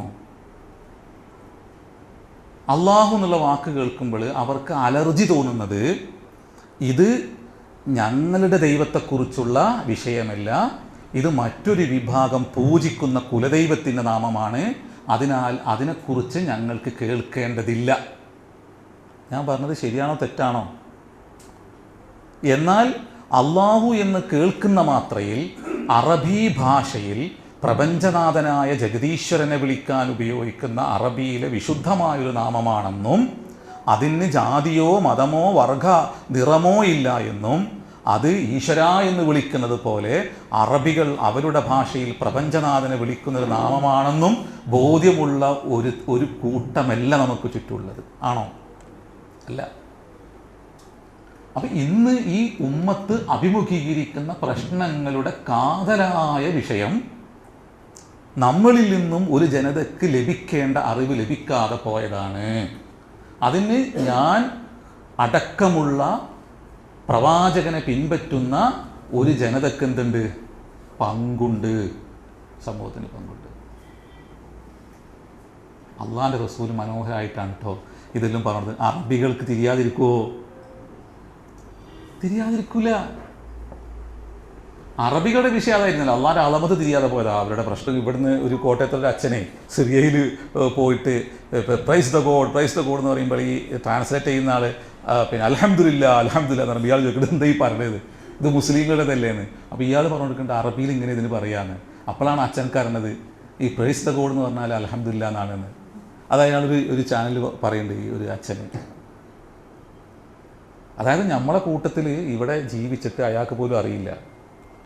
അപ്പോൾ എന്തൊക്കെയോ തകരാറുകളുണ്ട് നമുക്ക്. ഈ തകരാറുകൾ എന്തൊക്കെയാണ്? ഈ തകരാറുകൾ ഒരു ഉമ്മത്തി എന്നുള്ള നിലയ്ക്ക് നമുക്ക് എല്ലാവർക്കും കൂടിയിരുന്നു. ഇപ്പോൾ നമ്മൾ എത്ര ആൾക്കാരാണ് ഇരിക്കുന്നത്? നിങ്ങൾ ചോദിക്കാൻ, നമ്മൾ എത്ര ഗൗരവമുള്ളൊരു വിഷയമാണ് ചർച്ച ചെയ്യുന്നത്, ആണോ അല്ലേ? സംഭവം ചെറുതാണ്. അള്ളാഹ് എന്നുള്ള വാക്ക് മുസ്ലിങ്ങളുടെ കുലദൈവമാണ് എന്ന് ഇവർ വിശ്വസിക്കുന്നു എന്ന ആ ഒരൊറ്റ വാക്കിൽ നിന്നുകൊണ്ട് നമ്മൾ എടുക്കുക. കേൾക്കുന്ന മാത്രത്തിൽ ചെറുതാണ്. ഇന്ന് ഇതൊരു സ്ഫോടനാത്മകമായ ഒരു അന്ധത അപ്പുറത്ത് രൂപപ്പെട്ടിട്ടില്ലേ? രൂപപ്പെട്ടിട്ടുണ്ട്. ഒരു വാക്ക് മുസ്ലിം എന്ന് പറഞ്ഞാൽ ഓലെന്താ മനസ്സിലാക്കുന്നത്? മുസ്ലിം ആകുക എന്ന് പറഞ്ഞാൽ ഓലെന്താ മനസ്സിലാക്കിയിട്ടുള്ളത്? ചെയ്ത ആൾക്കാർ വളരെ ശരിയാണ്. മുസ്ലിം എന്ന് പറഞ്ഞാൽ അവർ ഇത് കട്ടയിൽ മാത്രമല്ല, ഒരു പറല് വേറൊരാളിലേക്ക് നോക്കിയിട്ട് പറയും അത് മതം മാറില്ല എന്ന് പറയും. അവരുടെ പൊതുബോധം എന്താണെന്നറിയോ? പൊതുബോധം നിങ്ങൾ വായിച്ചിട്ടുണ്ടോ? പൊതുബോധം എന്താണെന്ന് വെച്ചാൽ അറബി പേരുള്ള ആൾക്കാരാണ് ആര്? മുസ്ലിങ്ങൾ. ആരാണ്? ഇതാണൊരു പൊതുബോധം, അറബി പേരുള്ള ആൾക്കാർ. അപ്പോൾ നമ്മളിങ്ങനെ ചോദിക്കുകയാണ് എൻ്റെ പേരെന്താ? അബ്ദുള്ള. അപ്പോൾ തന്നെ പറയും അവൻ ആരാണ്? മുസ്ലിമാണ്. ഇനി ഒന്ന് ചിന്തിച്ച് ചോദിക്കട്ടോ, ഓൻ്റെ കൂട്ടത്തിൽ നിന്ന് കള്ളുടിക്കുന്നുണ്ടാവും, പലിശക്ക് പണം കൊടുക്കുന്നുണ്ടാവും, എല്ലാ വൃത്തികേടുകളും ചെയ്യണം. അപ്പോഴും എൻ്റെ മനസ്സിലെന്താണ് ഇവനെ? ഇനി റസൂലുള്ളാഹിൻ്റെ സമൂഹത്തിലേക്കൊന്ന് പോയി വെക്കുക. റസൂലുള്ളാഹിൻ്റെ കൂടെ ഉള്ളത് അബ്ദുള്ളയാണ്. റസൂലുള്ളാഹിനെ കൊല്ലാൻ വേണ്ടി വരുന്നവൻ്റെ പേര് അബ്ദുള്ളയാണ്. റസൂലുള്ളാഹിൻ്റെ കൂടെ ഉള്ളവനക്കും തൊപ്പിണ്ട്, അവനക്കും തൊപ്പിണ്ട്. ആ തൊപ്പിൻ്റെ മേലെ തട്ടുണ്ട്, ഓനക്കും തട്ടുണ്ട്. ഇവനക്കും താടിയുണ്ട്, ഓനക്കും താടിയുണ്ട്. ഇവൻ്റെത് നീളം കുപ്പായോ, അവൻ്റെത് നീളം കുപ്പായോ. അപ്പോൾ ഇവരിൽ ആരാ മുസ്ലിം? നമ്മൾ ചിന്തിക്കണ്ടേ? നബി സല്ലല്ലാഹു അലൈഹി വസല്ലമ തങ്ങൾ സംബോധന ചെയ്ത അറബികളാണ്. റസൂലുള്ളാഹിൻ്റെ കൂടെ ഉമറുണ്ട് അല്ലേ? റസൂലുള്ളാഹിനെ കൊല്ലാൻ വന്നതിൽ ഉമറില്ലേ? ഉമറുണ്ട്. റസൂലുള്ളാഹിൻ്റെ കൂടെ ത്വൽഹ ഉണ്ട്. റസൂലുള്ളാഹിനെ കൊല്ലാൻ വന്നതിൽ ത്വൽഹ അല്ലേ? ഉണ്ട്. സുബൈർ ഇപ്പുറത്തുണ്ട്, അപ്പുറത്ത് സുബൈർ ഉണ്ട്. ഖാലിദ് ഇവിടെ ഉണ്ട്, അപ്പുറത്ത് ഖാലിദ് ഉണ്ട്. അപ്പോൾ പിന്നെ മുസ്ലിം എന്ന് പറഞ്ഞാൽ അപ്പോൾ അവിടെ എന്താ? നമ്മളിതിലൊന്നും മനസ്സിലാക്കണമല്ലോ. അപ്പോൾ പേരല്ല, കാരണം രണ്ട് കൂട്ടർക്കും പേരാണ്. താടിയല്ല, രണ്ട് കൂട്ടർക്കും താടിയുണ്ട്. തൊപ്പിയല്ല, രണ്ട് കൂട്ടർക്കുണ്ട്. നീളം കുപ്പായും അല്ല. രണ്ട് കൂട്ടരും പ്രതിസന്ധിയിൽ അള്ളാഹുവേന്ന് വിളിക്കുന്നുണ്ട്. വൈദാ മസ്സൽ ഇൻസാന ദുർറു ദഅനാ ലിജംബിഹി ഖായിമൻ ഔ ഖായിദാ. അള്ളാഹിനെ വിളിക്കുന്നുണ്ട്, അള്ളാഹ് തന്നെ വിളിക്കുന്നുണ്ട്.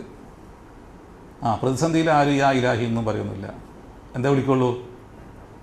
അതൊരു പ്രതിമനെ പൂജിക്കുന്നവനും ഇവിടെ പൂജിക്കുമ്പോൾ പറയില്ല യുഖർറിബുനാ ഇലല്ലാഹി സുൽഫാന്ന്. ഇവിടെ നിന്ന് ഇറങ്ങിയിട്ട് ആ റോട്ടുമ്മക്കണ്ട് ഇറങ്ങിയിട്ട് വണ്ടിയുടെ വന്ന് അടിച്ചാലോ ദൈവമേ വിളിക്കും. ഓരോട് ആ സമയത്ത് ചോദിക്കുകയാണ് അത് അന്നെ യുഖർറിബുനാ ഇലല്ലാഹി, അനക്ക് അള്ളാഹുലേക്ക് അതിനൊന്ന് ബന്ധിപ്പിക്കുക, ആ സാധനം കൊണ്ടുവരണമെന്ന് ചോദിച്ചാൽ നമ്മൾ അടിക്കുവാന് ഞാൻ പറഞ്ഞിരിച്ചേക്ക്. അപ്പോൾ ആ സമയത്തും വിളിക്കുന്നത് ആരെ? ഓൻ്റെ ഹൃദയത്തിൽ നിറഞ്ഞു നിൽക്കുന്ന പ്രകൃതിദത്തമായ ഒരു സത്യത്തെ ഓൻ എന്താക്കുന്നത് ആ സമയത്ത് വിളിക്കുന്നത്. അവൻ്റെ ഫിത്രത്തിനെ അയാൾ വെളിവാക്കണം. ദൈവമേ വിളിക്കണം. മനുഷ്യനുണ്ടല്ലോ, അവൻ്റെ നാഥനെ അവന് ഏതെങ്കിലും തരത്തിൽ ആ നാഥനോട് ശിർക്ക് പുലർത്തുന്നുണ്ടെങ്കിൽ അത് അള്ളാഹുവിൻ്റെ അളമത്ത് ബോധ്യപ്പെടാത്തതുകൊണ്ടാണ്. അതുകൊണ്ട് ദൈവത്തിൻ്റെ പണ്ഡിതന്മാർ പറയും ഒരു പ്രവാചകനും ഭൂമിയിൽ അള്ളാഹുണ്ടെന്ന് പറയാൻ വേണ്ടി വന്നിട്ടില്ല. അത് മനുഷ്യരുടെ ഫിത്രത്താണെന്നാണ് പറയൽ. വല ഇൻസാ അൽതഹും മൻ ഖലഖസ് സമാവാതി വൽ അർള്. നീ ആളുകളോട് പോയി ചോദിച്ചു നോക്കുക ആരാണ് ആകാശവും. എല്ലാവരും എന്താ പറയുക? ദൈവമാണെന്ന് പറയും. അറബി അള്ളാഹ് എന്ന് പറയും, ഇംഗ്ലീഷുകാരൻ ഗോഡാന്ന് പറയും, അറിയില്ലേ? പിന്നെന്താ പ്രശ്നം? ആ ഇഅ്തിറാഫ് ചെയ്യുന്ന ആ സത്യത്തിൻ്റെ അളമത്ത് ബോധ്യപ്പെട്ടിട്ടുണ്ടോ എന്നുള്ളതാണ്. അതുകൊണ്ടാണ് മക്കിയായ സൂറത്തിലൊന്നും അള്ളാഹു എന്നുള്ള വാക്ക് ഉപയോഗിക്കാതെ പോയത്. ഉപയോഗിക്കുന്നിടത്ത് സൂക്ഷ്മമായിട്ട് വാക്കുകൾ എപ്പോഴും ഉപയോഗിക്കുന്ന രീതി നമ്മൾ ഉണ്ടാക്കിയെടുക്കണം. കാരണം നമ്മളെ ഒന്നും തെറ്റല്ല കേട്ടോ, നമ്മൾ കാലങ്ങളായിട്ടേ അങ്ങനെ ഒരു ശീലിച്ചതുകൊണ്ടുണ്ടായ ഒരു പ്രശ്നമാണ്. നമ്മൾ ഇപ്പോൾ മൂസാ നബീൻ്റെ സമൂഹത്തോട് ഇപ്പം നിങ്ങൾ ഈ പറഞ്ഞ ഉത്തർ ഖുർആൻ പറഞ്ഞെന്താണെന്ന് വെച്ചാൽ, മൂസാ നബി ഇസ്രായേലുകളെ നൈൽ നദി കടത്തി അപ്പുറം കൊണ്ടുപോയി അല്ലേ, ചെങ്കടൽ കടത്തി അപ്പുറം കൊണ്ടുപോയി. ഹാറൂൻ നബിനോട് പറയുന്ന വർത്താനം എന്താ? യാ ഹാറൂൻ ഖുലുഫ്നി ഫീ ഖൗമി വസ്ലിഹ് വലാ തത്തബിഅ സബീല. അത് പറഞ്ഞു കഴിഞ്ഞിട്ട് മൂസാ നബി പോയി. ഏത് സമൂഹത്തിനിടയിൽ ഇസ്ലാഹ് ചെയ്യാനാണ് പറഞ്ഞത്? അവിടെ നിന്ന് കടന്നു പോകുമ്പോൾ പറയാണ്, യാ മൂസ ഇജ്അൽ ലനാ ഇലാഹൻ കമാ ലഹും ആലിഹ. അപ്പോൾ വാക്കിന് അള്ളാഹു വളരെ സൂക്ഷിച്ചിട്ടാണ് ഉപയോഗിച്ചിട്ടുള്ളത്. പടച്ചവൻ അത് തെറ്റിക്കാൻ പാടില്ല. അത് തെറ്റിച്ചു കഴിഞ്ഞാൽ ചില വാക്കുകൊണ്ട് നമ്മൾ ഉദ്ദേശിക്കുന്ന അർത്ഥങ്ങൾ, ഇപ്പോൾ ദാവത്ത് എന്ന് കേട്ടാൽ നമ്മുടെ സമൂഹത്തിൻ്റെ അവസ്ഥ നിലവിൽ ഇപ്പം എന്താ നിങ്ങൾ ചിന്തിച്ച് നോക്കി. എന്തുകൊണ്ടാണ് ആ വാക്ക് കേൾക്കുമ്പോൾ ഒരു വികാരവും നമുക്ക് രൂപപ്പെടാത്ത? എന്തുകൊണ്ടാണ്? അതിനെ നമ്മൾ തെറ്റായിട്ട് പലയിടങ്ങളിൽ ഉപയോഗിച്ചുകൊണ്ടാണ്. ഇനി ഞാൻ അപ്പോൾ ഭാഷാപരമായിട്ട് അങ്ങനെ ഉപയോഗിക്കാം. അപ്പോൾ നമ്മൾ ഞാൻ ദാവത്ത് ചെയ്തു എന്ന് പറയും, ഭാഷാപരമായിട്ട് അതിന് ഉപയോഗിക്കാം. നമ്മളിപ്പോൾ ഖുർആനും ഹദീസും വെച്ചിട്ട് നമ്മളൊരു ഉസൂലിൽ നിന്നുകൊണ്ട് ഇപ്പോൾ സംസാരിക്കുകയാണ്. ഇപ്പോൾ അള്ളാഹുവിൻ്റെ അപാരമായ നിയമത്തോണ്ട് ഇപ്പോൾ നമ്മൾ ഇത്രയും പറഞ്ഞില്ലേ, ഇത് ഏത് തെളിവിൻ്റെ ഖുർആൻ്റെയും സുന്നത്തിൻ്റെയും ഏത് തെളിവിൻ്റെ അടിസ്ഥാനത്തിലാണെന്ന് ഇവിടുന്ന് ഒരാൾ ചോദിച്ചാൽ ഞാൻ പറയാൻ നിർബന്ധിതനാണോ? അല്ലേ, നിർബന്ധിതനാണ്. ഉസൂൽ വിട്ടിട്ട് എനിക്ക് ഇവിടെ സംസാരിക്കാൻ പറ്റുമോ? പറ്റൂല. അപ്പോൾ നിങ്ങൾ ആ വിഷയം പറഞ്ഞപ്പോൾ നമ്മളൊരു ആയത്ത് നമ്മളവിടെ വെച്ചു. ഒരിക്കലും നമുക്ക് എന്താക്കാൻ പറ്റില്ല. നമ്മളെ ഇഷ്ടത്തിനനുസരിച്ച് നമ്മളെ ചിന്തക്കനുസരിച്ച് വിഷയം പറയാൻ പറ്റുമോ? ഇത് നമ്മൾ ഒരു തമാശക്കളിയല്ലല്ലോ. ഇത് അള്ളാഹുവിൻ്റെ ആയത്ത് കൊണ്ട് നമ്മൾ ഒരു വിഷയം അവതരിപ്പിക്കുകയാണ്, ഖുർആന് മുമ്പിൽ വെച്ച് അവതരിപ്പിക്കുകയാണ്. പരിശുദ്ധ അമ്പിയാക്കന്മാരെ, പരിശുദ്ധ റസൂലിൻ്റെ വചനങ്ങളെ വെച്ചുകൊണ്ട് നമ്മളൊരു വിഷയം അവതരിപ്പിക്കുകയാണ്. അത് തമാശ രൂപത്തിൽ നമുക്ക് പറയാൻ പറ്റൂല. നമ്മൾ ഇഷ്ടമനുസരിച്ച് നമുക്ക് എന്താക്കാൻ പറ്റൂല, അത് പറയാൻ പറ്റൂല. നമ്മൾ ഈ പറയുന്നതൊന്നും നമ്മളുടേതല്ല. ഇത് മുൻഗാമികളായ പണ്ഡിതന്മാർ, മുഫസ്സിരീങ്ങൾ, ഇവരെല്ലാം ആ ഭാഷയിൽ അഗ്രഗണ്യരായ മുവഹിദീങ്ങളെല്ലാം തന്നെ പറഞ്ഞു പോയ ഒന്നിനെ നമുക്ക് വായിച്ചപ്പോൾ അള്ളാഹു നമ്മളെ മനസ്സിൽ തോന്നിപ്പിച്ച് മാത്രം വെക്കുകയാണ്. ഇതിലിപ്പോൾ നമ്മളെ ഭാഗത്തുനിന്നുള്ളതാണ് ഇല്ല. പക്ഷേ നമ്മളത് പറയുമ്പോൾ എന്താക്കും, നമ്മളെ സമകാലികമായിട്ട് അതിനെന്താക്കുമെന്ന് ഒന്നിങ്ങനെ ബന്ധിപ്പിക്കും എന്നുള്ളതല്ലാതെ നമുക്ക് ഇതിലൊരു പങ്കുമില്ല. അപ്പോൾ ഈ വാക്കിനെ നമ്മൾ ഇതാക്കാൻ പാടില്ല. അവർ പക്ക ശിർക്ക് ചെയ്തവരായിരുന്നു. ഉമ്മത്തിൽ രണ്ട് തരത്തിലുള്ള സമൂഹം എപ്പോഴും രൂപപ്പെടും. യുസ്ബിഹു റജുലു മുഅ്മിനൻ വയുംസി കാഫിറ വയുംസി മുഅ്മിനൻ വയുസ്ബിഹു കാഫിറ. ഇതെല്ലാം അടിസ്ഥാനം എന്താ പറയുക? യബിഉ ദീനഹു ലിഗറദിൻ മിനദ് ദുനിയാ. നമ്മളെപ്പോഴും ചിന്തിക്കേണ്ടതാണ്, ഞാൻ എല്ലാ സമയത്തും എങ്ങനെ മുസ്ലിം ആകണം എന്നാണ്. എല്ലാ സമയത്തും ഞാൻ എങ്ങനെ മുസ്ലിം ആകണം. അതുകൊണ്ട് ഇമാം ഷറാവി പറയും, നിങ്ങൾ സൂര്യനിലേക്ക് നോക്കൂ. ഒരു സൂര്യൻ നിങ്ങൾക്ക് നിങ്ങളുടെ ശൈശവത്തെ, ബാല്യത്തെ, യൗവനത്തെ, വാർദ്ധക്യത്തെ പറഞ്ഞു തരുന്നുണ്ട്. സുബ്ഹാനല്ലാഹി ഹീന തുംസൂന വഹീന തുസ്ബിഹൂൻ വലഹുൽ ഹംദു ഫിസ് സമാവാതി വൽ അർളി വഅശിയ്യം വഹീന തുദ്ഹിറൂൻ. അല്ലാഹു സൂര്യൻ്റെ അതിൻ്റെ ഉദയത്തെ, അതിൻ്റെ ഉച്ചിസ്ഥായിലെത്തുന്ന സമയത്തെ, അതിൻ്റെ വാർദ്ധക്യ സമയത്തെ, അതിൻ്റെ അസ്തമന സമയത്തെയും തന്നെ തസ്ബീഹ് ചെയ്തും അള്ളാഹു അവൻ്റെ നാമത്തെ പ്രകീർത്തിച്ചുമെല്ലാം പറയുമ്പോൾ അതിൽ നിങ്ങൾക്ക് നിങ്ങളുടെ ജീവിതത്തെ അള്ളാഹു ബോധ്യപ്പെടുത്തി തരുന്നുണ്ട്. നിങ്ങൾ സൂര്യൻ അതിൻ്റെ ചക്രവാളത്തിൽ അതിൻ്റെ തല ഉയർത്തുമ്പോൾ അതിൽ നിന്ന് പ്രസരിക്കുന്ന രശ്മികൾ ചക്രവാളത്തെ അതിമനോഹരമാക്കുന്നു. നിങ്ങളത് സൗന്ദര്യപൂർവ്വം നോക്കി നിൽക്കുന്നു. സൂര്യൻ്റെ മുഖത്തേക്ക് ആ സമയം നിങ്ങൾ നോക്കുന്നു. ഒരു ശൈശവത്തിലുള്ളൊരു കുട്ടിയുടെ മുഖത്ത് നോക്കി, ഒരു പുഞ്ചിരിക്കുന്ന കുട്ടിയുടെ മുഖത്തേക്ക് നോക്കി നിങ്ങൾ ആനന്ദം കൊള്ളുന്നത് പോലെ നിങ്ങളും പക്ഷികളും മൃഗാദികളും ഈ ഭൂമിയും മണ്ണുമെല്ലാം തന്നെ പ്രഭാതത്തിൽ അതിങ്ങനെ കുളിരടിയുന്നു. പ്രഭാതത്തിൽ അത് പിന്നീട് ഏതുവരെ ആ സന്തോഷം നിലനിൽക്കുന്നു? അതിൻ്റെ ബാല്യം, അതിൻ്റെ ശൈശവം, ഈ രണ്ട് സമയങ്ങളിൽ നിങ്ങൾ സന്തോഷിക്കുന്നു. അത് പെടുന്നനെ അതിൻ്റെ യുവത്വത്തിലേക്ക് അങ്ങ് കടന്നാലോ? യുവത്വം എന്ന് പറയുന്നത് അതിൻ്റെ ഉച്ചിസ്ഥായിയാണ്. ആ സമയം നമ്മൾ അതിൻ്റെ മുഖത്തേക്ക് നോക്കൂല. നമ്മൾ തണൽ തേടിക്കൊണ്ട് നമ്മൾ എങ്ങോട്ടെങ്കിലും മാറി നിൽക്കും. പിന്നെ തുടർന്ന് അത് വീണ്ടും അതിൻ്റെ വാർദ്ധക്യത്തിലേക്ക് അത് മടങ്ങും. അപ്പോഴും പ്രപഞ്ചം അതിൻ്റെ വാർദ്ധക്യത്തിൽ സന്തോഷം കൊള്ളും. ആ സമയം വീണ്ടും പ്രപഞ്ചം മുഴുവനും ആനന്ദിക്കുന്നുണ്ട്. പൂക്കൾ ചിരിക്കുന്നുണ്ട്, കാറ്റിന് വല്ലാത്തൊരു തണുപ്പുണ്ട്, പ്രകൃതിക്ക് പോലും എന്തുണ്ട്, ഒരു കുളിരുണ്ടതിന്. അപ്പം അതിൻ്റെ വാർദ്ധക്യവും ഈ പ്രപഞ്ചം ആസ്വദിക്കുന്നു. പിന്നെ ഇമാം ഷാറാവി പറയാണ്, എന്നാ മനുഷ്യരെ നിങ്ങളിലേക്ക് നോക്കി, നിങ്ങളുടെ ബാല്യവും നിങ്ങളുടെ ശൈശവവും ഏതോ ഒരാളുടെ കൈ പിടിച്ചുകൊണ്ട് ജീവിതത്തിൻ്റെ കണിശമായ മാർഗരേഖയിലൂടെ നിങ്ങൾ ചലിക്കുന്നുണ്ട് അല്ലേ? ഒരു കുട്ടീൻ്റെ കൈ എപ്പോഴും പിടിക്കൂല, ഉപ്പ പിടിക്കും, തെറ്റുമ്പോഴെല്ലാം ഇങ്ങനെ തിരുത്തും, ഇത് അങ്ങോട്ട് അടക്കും ഇങ്ങോട്ട് അടക്കും ഇങ്ങോട്ട് അടക്കും എന്ന് പറയും. എന്നാൽ യുവത്വത്തിലെത്തിയാലോ ആ വിരൽ വിടും. അപ്പം പിന്നെ അവർക്ക് പേടിയാണ്. സൂര്യൻ അതിൻ്റെ ഉച്ചിസ്ഥായിലെത്തുമ്പോൾ അതെങ്ങാനും താഴോട്ടൊന്ന് ഇറങ്ങി വന്നാൽ ഈ ഭൂമിയുടെ അവസ്ഥ തയ്ക്കാരോ കരിഞ്ഞു പോകും. മേലോട്ട് പോയാലോ ഇത് തണുത്ത് വിറങ്ങലിച്ചു പോകും. എന്നാൽ അതതിൻ്റെ ഭ്രമണപഥത്തിലൂടെ ചലിക്കുന്നു. റബ്ബതിന് നിർണയിച്ച അതിൻ്റെ ചലന പാതയിലൂടെ വീതിയിലൂടെ മാത്രം അത് സഞ്ചരിക്കുന്നു, ആർക്കും ഒരു പ്രശ്നവും ഉണ്ടാക്കാതെ. എന്നാൽ മനുഷ്യൻ അവൻ്റെ ശൈശവവും ബാല്യവും പിന്നിട്ട് കഴിഞ്ഞ് യുവത്വത്തിലെത്തിക്കഴിഞ്ഞാൽ അവൻ്റെ രക്തത്തിളപ്പ് ചൂട് സൂര്യൻ തിളച്ചു മറയുന്നത് പോലെ മനുഷ്യൻ്റെ യുവത്വം തിളച്ചു മറിയുമ്പോൾ അവനവൻ്റെ നിയമരേഖ അതിലംഘിച്ചുകൊണ്ട് അവൻ ജീവിക്കുന്നു. അത് ഭൂമിയിൽ അവനും അവൻ്റെ കുടുംബത്തിനും സമൂഹത്തിനും വലിയ കുഴപ്പങ്ങളും പ്രശ്നങ്ങളും ഉണ്ടാക്കണു. അപ്പം കുഴപ്പം എവിടെയാണ്? നിങ്ങൾ നിയമരേഖ വിട്ടുകൊണ്ട് ചലിക്കുന്നു എന്നുള്ളതാണ്. എന്നാൽ നിങ്ങൾ സൂര്യനിലേക്ക് നോക്കൂ, അതതിൻ്റെ ഭ്രമണപഥം വിട്ട് ഒരിക്കലും മേലോട്ട് പോകുകയോ താഴോട്ട് വരികയോ ചെയ്യുന്നില്ല. അത് നിങ്ങൾക്ക് ജീവിതത്തിൻ്റെ എല്ലാ നിറമാർന്ന സുഖങ്ങളെയും അത് നിങ്ങൾക്ക് പകർന്നു നൽകുന്നുണ്ട്. അത് അള്ളാഹുവിൻ്റെ നിയമരേഖ ഒരിക്കലും മറികടക്കുന്നില്ല. അതിനാൽ അത് നിങ്ങൾക്ക് എങ്ങനെയാണ് നിങ്ങൾക്കും നിങ്ങളുടെ കുടുംബത്തിനും സമൂഹത്തിനും ശാന്തിയും സ്വസ്ഥതയും സമാധാനവും പകരേണ്ടത് എന്ന് സൂര്യൻ ദിവസവും നിങ്ങളെ പഠിപ്പിക്കുന്നുണ്ട്. അതെന്താണ്? നിങ്ങൾ നിയമം വിട്ട് കളിക്കരുത്, പടച്ചോൻ്റെ ഹുക്കുമിനെ വിട്ടുകൊണ്ട് നിങ്ങൾ മറികടക്കരുത്. നമ്മളെ പ്രശ്നം എന്താ? യുസ്ബിഹു റജുലു മുഅ്മിനൻ വയുംസി കാഫിറ വയുംസി മുഅ്മിനൻ വയുസ്ബിഹു കാഫിറ. അവിടെ ദീനഹു എന്ന് പറഞ്ഞാൽ എന്താണ്? ദീൻ എന്ന് പറഞ്ഞാൽ നമ്മൾ മതം നടത്താൻ പറയും. ദീൻ്റെ അങ്ങനെ മതം നടത്തൊന്നുമില്ല. അള്ളാഹു നമുക്ക് നൽകിയ നിയമരേഖ വിട്ട് നമ്മൾ എന്താക്കും? നമ്മൾ കളിക്കും.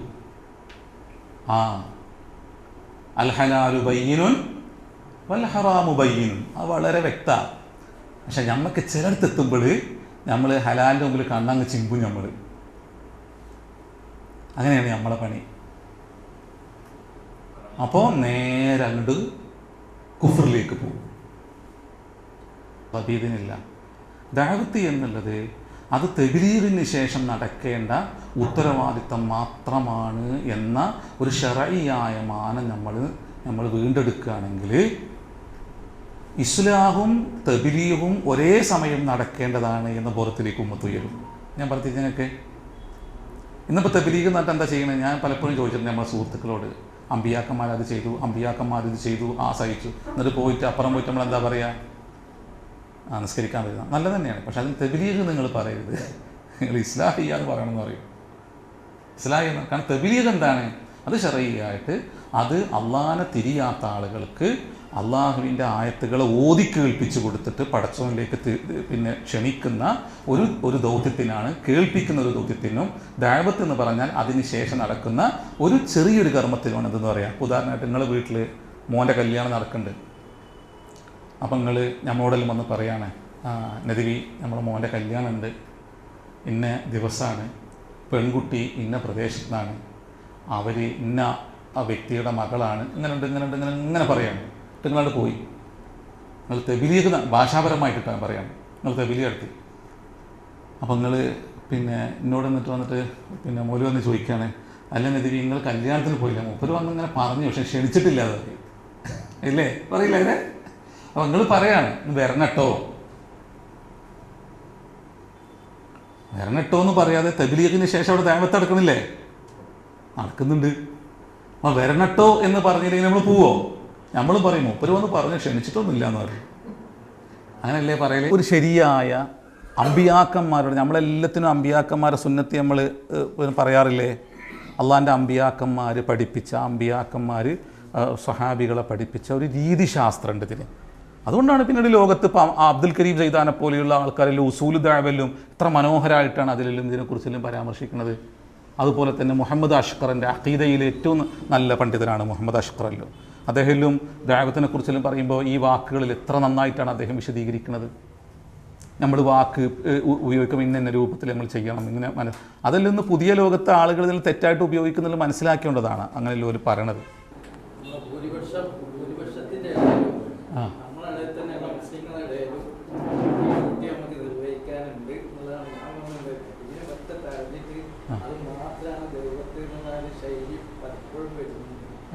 അങ്ങനെ അല്ല, നമ്മൾ 2 ദൗത്യവും നടത്തേണ്ടവരാണ്.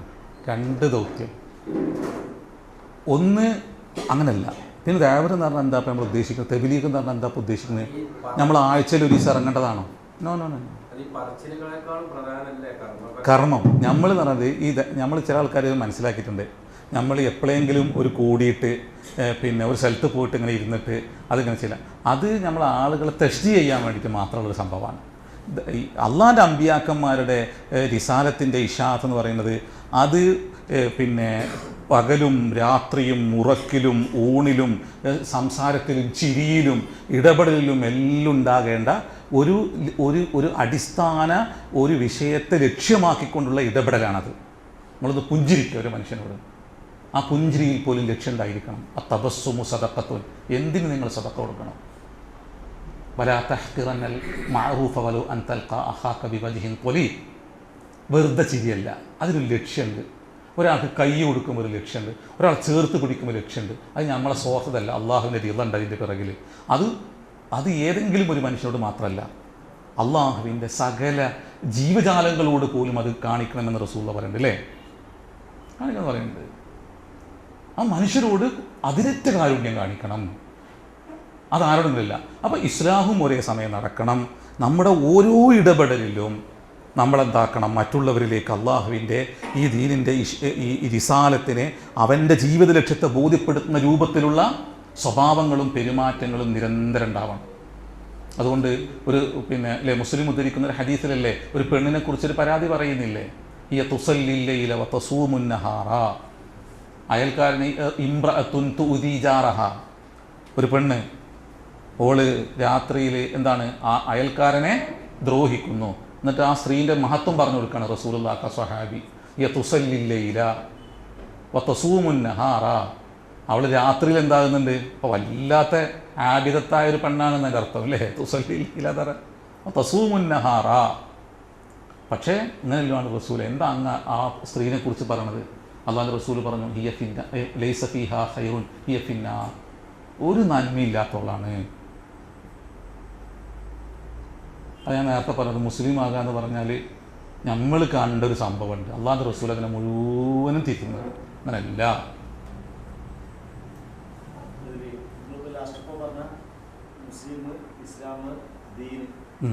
ഇതെങ്ങനെ ഒരു അറബി പേരല്ലാത്തവരോട് ഇംഗ്ലീഷ് പേരുള്ള മലയാള പേരുള്ള അവരോട് പറഞ്ഞ് അവസാനിപ്പിക്കാന്ന് പറഞ്ഞപ്പോൾ സാധാരണ പറഞ്ഞ നമ്മുടെ വിഷയം ഇപ്പോൾ പൂർത്തിയാവും. അതുകൊണ്ട് ഒരു വ്യക്തിയാണ്. അതായത് ഇപ്പോൾ നമ്മൾ ഒരേ സമയം നമ്മളിപ്പോൾ ബസ്സിൽ പോകുമ്പോൾ ചിലപ്പോൾ നമ്മൾ തിരിക്കുന്നത് ആരേക്കാരം ഒരു അറബി പേരുള്ള ഒരാളേക്കാരം. നമുക്ക് അയാളോട് സംസാരിക്കാൻ ധാരാളം വിഷയങ്ങളുണ്ട്. പക്ഷെ വെറുപ്പിക്കുന്ന വിഷയം പറയാൻ പാടില്ല. നമ്മൾ അയാളെപ്പോഴും അയാളെ ചിന്തയെ ഏറ്റവും സ്വാധീനിക്കുന്ന രൂപത്തിലുള്ള വർത്തമാനങ്ങളെ പറയാൻ പാടുള്ളൂ. ഇനി അയാളിലൊരു കൊടിയ ശിർക്കുണ്ട് തന്നെ വിചാരിക്കുക. നമ്മൾ വേഗം നോക്കൂ, നമ്മളെല്ലാം മറ്റുള്ളവർക്ക് ഹിദായത്തിന് കളൊരുക്കേണ്ട ആൾക്കാരല്ലേ? നിങ്ങളങ്ങനെ പറഞ്ഞു നോക്കി. നമ്മളെ ജീവിതത്തിൽ ഇങ്ങനത്തെ ഉണ്ടായിക്കഴിഞ്ഞാൽ എങ്ങനെയാണ് മറ്റുള്ളവർക്ക് നമുക്ക് ഇതെല്ലാം പറഞ്ഞു കൊടുക്കാൻ പറ്റുക? നമ്മളെ കണ്ടിട്ടല്ലേ അവർക്കെല്ലാം അള്ളാഹനെ ബോധ്യപ്പെടേണ്ടത്? നമ്മളെ ജീവിതം കണ്ടിട്ടല്ലേ അതിൻ്റെ ആ ഉത്തരവാദിത്തം പേറുന്നവരല്ലേ നമ്മൾ? റസൂലുള്ളാഹിയിൽ നിന്ന് ആ റിസാലത്തെ ഏറ്റെടുത്തിട്ടില്ലേ? അപ്പോൾ മറ്റുള്ളവർക്ക് ഇതിലും പറഞ്ഞു കൊടുക്കേണ്ടതല്ലേ? നമ്മളെ ജീവിതത്തിൽ ഇങ്ങനത്തെ സംഗതിയിലുണ്ടായിക്കഴിഞ്ഞാൽ അതിൽ നടക്കുമോ എന്ന് ചോദിച്ചു കഴിഞ്ഞാൽ ഓൻ്റെ മനസ്സ് പാകപ്പെടൂലേ? 100% പാപം, ഒരു സംശയമില്ല. നിങ്ങൾ നോക്കി എന്നാൽ അവനോട് ആദിക്കനെ പറയാണ്, നിങ്ങളും പാക്ക കുഫ്രാട്ടം നിങ്ങൾ ചെയ്യുന്നതെന്ന് പറഞ്ഞാൽ അവിടെ പിന്നെ രണ്ടും കൂടെ തമ്മിൽ. ഞാൻ പണ്ട് ഞാൻ കോഴിക്കോട് നിന്ന് പിന്നെ വയനാട്ടിലേക്ക് പോവാം. അപ്പോൾ ഞാൻ ഇരുന്നോടത്തൊരു ഫാദർ വന്നിരുന്നു, ലോഹലിട്ടിട്ട്. വണ്ടി സ്റ്റാർട്ട് ചെയ്തിട്ടില്ല, അപ്പോഴേക്ക് ഫാദർ താഴത്ത് തുടങ്ങി. ഫാദർ പിന്നെ ദൈവം സ്നേഹമാണ്, കാരുണ്യം ഇങ്ങനെ പറഞ്ഞു തുടങ്ങി. ഞാൻ മിണ്ടാതെ കേട്ടിരുന്നു. അങ്ങനെ കാരുണ്യം പറഞ്ഞ് യേശുവിലേക്ക് എത്തി. അപ്പോൾ ഞാൻ പറഞ്ഞ ഫാദറോട്, ഫാദറെ, അപ്പോൾ എല്ലാവരും കേൾക്കുന്നത്, വണ്ടി അപ്പോഴേക്ക് പുറത്തേക്ക് ആവശ്യമുണ്ട് സുഹൃത്തുക്കളെ. ധർമ്മത്തെക്കുറിച്ച് ആർക്കാണ് ചിന്തയില്ലാത്ത? അല്ലാഹു അൽഹമഹ ഫുജൂറഹ വതഖ്വഹ ഖദ് അഫ്ലഹ മൻ സക്കാഹ വഖദ് എല്ലാം മനസ്സിലുണ്ടത്. അപ്പോൾ ഇയാൾ ഉറക്കനെ സംസാരിക്കുക, എല്ലാവരും കേൾക്കാൻ വേണ്ടിയിട്ട്. അപ്പോൾ ഞാൻ കുറേ ഇയാൾ യേശുവിലേക്ക്, പിന്നെ ദൈവം സ്നേഹമാണെന്ന് വന്ന് പെട്ടെന്ന് യേശു എന്ന ദൈവമായപ്പോൾ ഞാൻ അദ്ദേഹത്തോട് ചോദിച്ചു, നിങ്ങൾ ഇതുവരെ പറഞ്ഞ ദൈവത്തെക്കുറിച്ച് നല്ല രസമുണ്ടായിരുന്നു കേൾക്കാൻ, പെട്ടെന്ന് യേശു ദൈവമായതോട് കൂടിയിട്ട് എനിക്കൊരു അസ്വസ്ഥത ഉണ്ടെന്ന് പറഞ്ഞു ഇയാളോട്. അപ്പോൾ ഇയാൾ ഉടനെ പറഞ്ഞ്, നിങ്ങളെന്താ മമ്പറത്ത് കൂടില്ലേ? അപ്പോൾ ഇയാൾക്ക് അറിയാത്ത ദർഗകളെ കുറിച്ച് നമുക്കൊന്നും അതൊന്നും അറിയില്ല, എനിക്ക് തീരെ അറിയില്ല. ഞാൻ ആപ്പാടം മമ്പറം എന്നുള്ള പേരറിയാം. പിന്നെ എന്താണ്, നിങ്ങൾ വിഷയമൊന്ന് ഈ രൂപത്തിലേക്കൊന്ന് കൊണ്ടുപോയി നിങ്ങൾ, സമൂഹത്തിൻ്റെ ഇസ്ലാഹ് അവിടെ പോലും നടക്കുന്നത് കാണാൻ പറ്റും. ഇത് അള്ളാഹുവിൻ്റെ അപാരമായ അനുഗ്രഹം കൊണ്ടുള്ള അനുഭവത്തിൽ നിന്ന് പറയാട്ടോ. എത്രയോ ആളുകൾ അൽഹംദുലില്ലാ, അറബി പേരുള്ള ആളുകൾ തന്നെ പല തെറ്റായ പ്രവണതകളിലും ഒഴുകിയ ആളുകൾ ഈ വിഷയം മനസ്സിലാക്കിയതിന് ശേഷം അവരുടെ എല്ലാം ജീവിതത്തിൽ അള്ളാഹു അവർക്ക് നൽകിയ മാറ്റങ്ങൾ പറഞ്ഞാൽ നമുക്ക് പറഞ്ഞറിയിക്കാത്ത മാറ്റങ്ങളാണ്. ഒരു പക്ഷേ ഇപ്പോൾ നമ്മൾ പോലും അവിടെ എത്തൂല. ആ രൂപത്തിലാണ് അവർ പിന്നീട് മാറുകയും ചിന്തിക്കുകയും ഇതൊരു അടിസ്ഥാന സംഗതിയാണ് എന്നുള്ള ബോധത്തിലേക്ക് മാറുകയും ചെയ്യുന്നത്. നമ്മളങ്ങനെ ഒന്ന് മാറ്റി നോക്കി ഇൻഷാ അല്ലാഹ്. പക്ഷെ എന്താ പറയുക, നമുക്ക് പലപ്പോഴും സംഭവിച്ചത് നമ്മൾ വാക്ക് ഉപയോഗിക്കുമ്പോൾ അത് സ്നേഹത്തിലല്ല നമ്മൾ ഉപയോഗിച്ചത്. യസ്സിറു വലാ തുഅസ്സിറു ബശ്ശിറു വലാ തുനഫിറു. നമ്മൾ പലപ്പോഴും ആളുകൾക്ക് വെറുപ്പാകുന്ന രൂപത്തിലാണ് ഒരു വിഷയത്തെ നമ്മൾ കാടടച്ചങ്ങ് നമ്മളങ്ങോട്ട് പറയുക ചെയ്യുക. അത് ഉണ്ടാക്കുന്ന ഒരു അസ്വാരസ്യവും അതുപോലെ തന്നെ അസ്വസ്ഥതയിലുണ്ട് സമൂഹത്തിൽ. അതിനൊരു എത്രയോ നല്ലവരുണ്ടാവും.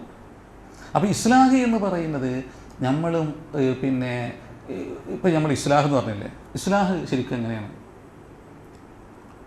നമ്മൾ ഇങ്ങനെ നിന്നിട്ട് ഇങ്ങനെ അടച്ച് ആക്ഷേപിച്ചു കൊണ്ടുള്ള ഒരു ഇടപെടലിനാണോ ഇസ്ലാഹ് എന്ന് പറയുന്നത്? നന്നാക്കാനത്, കേടുവന്ന് നന്നാക്കുക, വളഞ്ഞതിനെ ശരിപ്പെടുത്താം. അതിന് വ്യക്തിബന്ധങ്ങൾ ഉണ്ടായിരിക്കണം. വ്യക്തിബന്ധങ്ങളില്ലാതെ നടക്കൂല. അതൊരു മനുഷ്യനോട് കാണിക്കുന്ന സ്നേഹം. ഏത് വൃത്തികെട്ടനോട് നമുക്ക് എന്തുണ്ടായിരിക്കണം? അതുകൊണ്ട് നിങ്ങൾ 99 ആളെ കൊന്ന ഒരാളെ ഹദീസ് കേട്ടിട്ടില്ലേ? റജുലുൻ ഖതല 99 നഫ്സ, 99 ആളെ കൊന്നു. അയാൾ ഏത് കുറ്റപാട് മനസ്സിങ്ങനെ നീറിക്കൊണ്ടിരിക്കും. അപ്പോൾ അയാൾ ഫസഅല അൻ അഅലമി അഹ്ലിൽ അർദി, നല്ല ആളെ കുറിച്ച് ചോദിച്ചു. അപ്പോൾ ഫദുല്ല അല റാഹിബിൻ, ഒരു പുരോഹിതനെ കാണിച്ചു കൊടുത്തു. അപ്പോൾ അയാൾ പറഞ്ഞ് അനക്ക് അള്ളാഹു മാപ്പരൂല. കാരണം അവരുടെ സ്വഭാവം ഇന്നും അങ്ങനെ തന്നെയാണ്. അതുകൊണ്ട് നിങ്ങൾ കണ്ടിട്ടില്ലേ, എന്ത് മഖബറ എന്നാ അവർക്ക് ഒരു മറവ് ചെയ്യുന്ന സ്ഥലത്തിന് അങ്ങനെ ഇന്നുണ്ട് അവർ. അപ്പോൾ അന്നത്തെ പിന്നെ റാഹിബും പറഞ്ഞു അനക്ക് അള്ളാഹു മാപ്പരൂല ഇതുപോലെ. അപ്പോൾ അയാളോട് പറഞ്ഞിട്ടുണ്ടാവും ഫഖതലഹു ഫകമ്മല മിഅ, അയാൾ കൊന്നിട്ട് 100 തേച്ചു. പിന്നെയും ഫദുല്ല അല വസഅല അൻ അഅലമി അഹ്ലിൽ അർളി ഫദുല്ല അല ആലിമി, ഒരു നല്ലൊരു പണ്ഡിതനെ കാണിച്ചു കൊടുത്തു. അപ്പോൾ ഒരു അള്ളാഹുവിനെ ഭയമുള്ള ഹിക്മത്തുള്ള ആ പണ്ഡിതൻ്റെ റസൂലുള്ളാഹി എത്ര മനോഹരമായിട്ട് അത് വിശദീകരിക്കുന്നത്.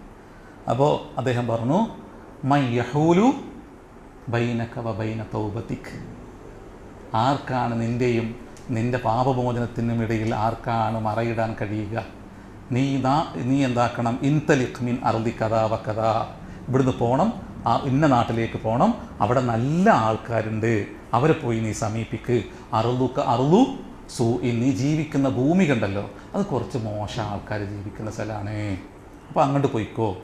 ഫനസഫത്വരീക ഫഅതാഹുൽ മനീയ, അയാൾ പാതി വഴി പിന്നിട്ടു, അയാൾക്ക് മരണം വന്നു, അയാൾ മരിച്ചു വീണു. റസൂലുള്ളാഹി പറയാണ്, നമുക്ക് നന്മ ആഗ്രഹിക്കുന്ന മനുഷ്യൻ എല്ലാവരിലും ഉണ്ടെന്ന്. ഒരു ചാണ് അയാളെന്താക്കി, നന്മയിലേക്ക് അടുത്തു. അയാളുടെ റൂഹ് ഖീസു മാ ബൈനൽ അർളൈൻ എന്നുള്ള ഹദീസിൽ കാണാൻ പറ്റും. അപ്പോൾ ഒരു ചാണാണ് നന്മയിലേക്ക് അടുത്തിട്ടുള്ളത്. അങ്ങനെ അയാളെ റഹ്മത്തിൻ്റെ മലായിക്കത്ത് പിടിക്കുന്നു എന്ന് റസൂലുള്ളാഹി വ്യാഖ്യാനിക്കുന്നു. മനുഷ്യരോട് നമ്മളെപ്പോഴും കാരുണ്യം കാണിക്കണം, എപ്പോഴും എല്ലാവരോടും വ്യക്തിബന്ധം എല്ലാവരോടും കാത്തു സൂക്ഷിക്കുക. തെറ്റ് കാണുന്നത് നമ്മൾ നേരിട്ട് കാണുകയാണെങ്കിൽ എന്താക്കുക, ആ സമയത്ത് തന്നെ ഏറ്റവും നല്ല വാക്ക് ഉപയോഗിച്ചിട്ട് നമ്മൾ തിരുത്താനുള്ള ശ്രമം നടത്തുക. ഇന്ന് നമ്മളെ നാട്ടിൽ തിരുത്താൻ പറ്റിയ ഏറ്റവും നല്ലത് മറ്റുള്ളവരെ നോക്കാൻ വേണ്ടി പറയില്ല. അങ്ങോട്ട് നോക്കൂ, ഇതിൽ നമ്മൾ ബോധ്യപ്പെടുത്തേണ്ടതാണ് കേട്ടോ, നമ്മളെ ജീവിതത്തിൽ ഇങ്ങനത്തെ ഒന്നും ഉണ്ടാകാൻ പാടില്ല കേട്ടോ എന്ന് പറഞ്ഞാൽ തന്നെ തീരുന്ന പ്രശ്നമുള്ളൂ. എങ്കിലും ദുആ ചെയ്യാറില്ലേ നമ്മൾ? എപ്പോഴെങ്കിലും സമൂഹത്തിൻ്റെ ഹിദായത്തിന് വേണ്ടി നമ്മൾ പ്രാർത്ഥിക്കാറുണ്ടോ? ഞാൻ എപ്പോഴും കേട്ടിരിക്കുന്ന ഈ വെള്ളിയാഴ്ചയിലും അവരെ നശിപ്പിക്കണേ, അവരെ അങ്ങനെ ആക്കണേ, ഇങ്ങനെ ആക്കണമെന്നെല്ലാം പ്രാർത്ഥിക്കുന്നത് ഞാൻ കേട്ടിട്ടുള്ളത്. എന്തുകൊണ്ടാണ് ഒരു സമൂഹത്തിന് മറ്റുള്ളവരെക്കുറിച്ചുള്ള ഒരു ദയാവായ്പ പകർന്നില്ല നമുക്ക് എന്നുള്ള കാര്യം നമ്മൾ ചിന്തിച്ച് ചോദിക്കണം. അള്ളാഹുവിൻ്റെ റസൂല് എല്ലാവരുടെയും ഹിദായത്തിന് വേണ്ടി റസൂൽ ദുആ ചെയ്തിരുന്നില്ല. എത്ര ആളുകൾക്ക് വേണ്ടി റസൂൽ പ്രാർത്ഥിച്ചു. ജീവിതത്തിൽ ഒരിക്കലെങ്കിലും പടച്ചോനെ എൻ്റെ ചുറ്റുപാടിലുള്ള മനുഷ്യർക്ക് റബ്ബേ ഇനി ഹിദായത്ത് നൽകണം റബ്ബേ, പടച്ചോനെ എൻ്റെ ജീവിതം കൊണ്ട്, എൻ്റെ കർമ്മം കൊണ്ട്, എൻ്റെ ഒരു പുഞ്ചിരി കൊണ്ട് റബ്ബേ മറ്റുള്ളവർക്ക് നിന്നിലേക്ക് മടങ്ങാനുള്ള സൗഭാഗ്യം നീ എന്നിലൂടെ ഒരുക്കണേ എന്ന് പറഞ്ഞിട്ട് ഒരിക്കലെങ്കിലും ഒരു പ്രാർത്ഥന കൊണ്ട് നമ്മൾ അമ്പിയാക്കന്മാരോടൊപ്പം ചേർന്ന് നിൽക്കുക, മറ്റുള്ളവരെ ഹിദായത്തിൻ്റെ ആ മൂല്യം മനസ്സിലാക്കിയിട്ട്.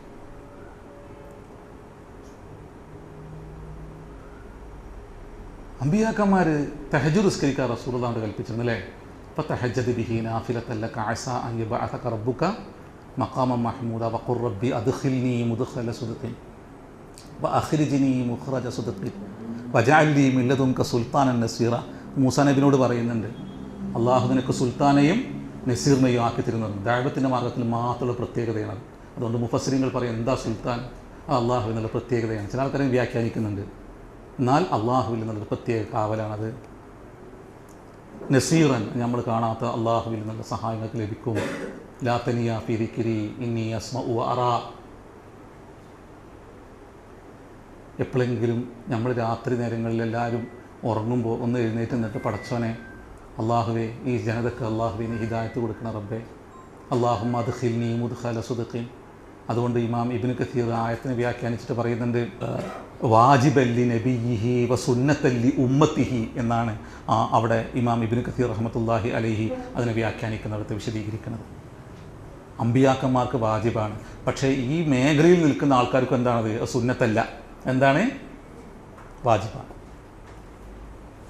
നമ്മളെല്ലാവരും ഒന്ന് അള്ളാഹുവോട് പ്രാർത്ഥിച്ചാൽ മാത്രം നോക്കി. നിങ്ങൾ പ്രാർത്ഥിച്ചു കഴിഞ്ഞാൽ നമ്മളുടെ സ്വഭാവങ്ങളിൽ, നമ്മളെ സംസാരങ്ങളിൽ, മാറ്റങ്ങളിലെല്ലാം ഇത് വരും.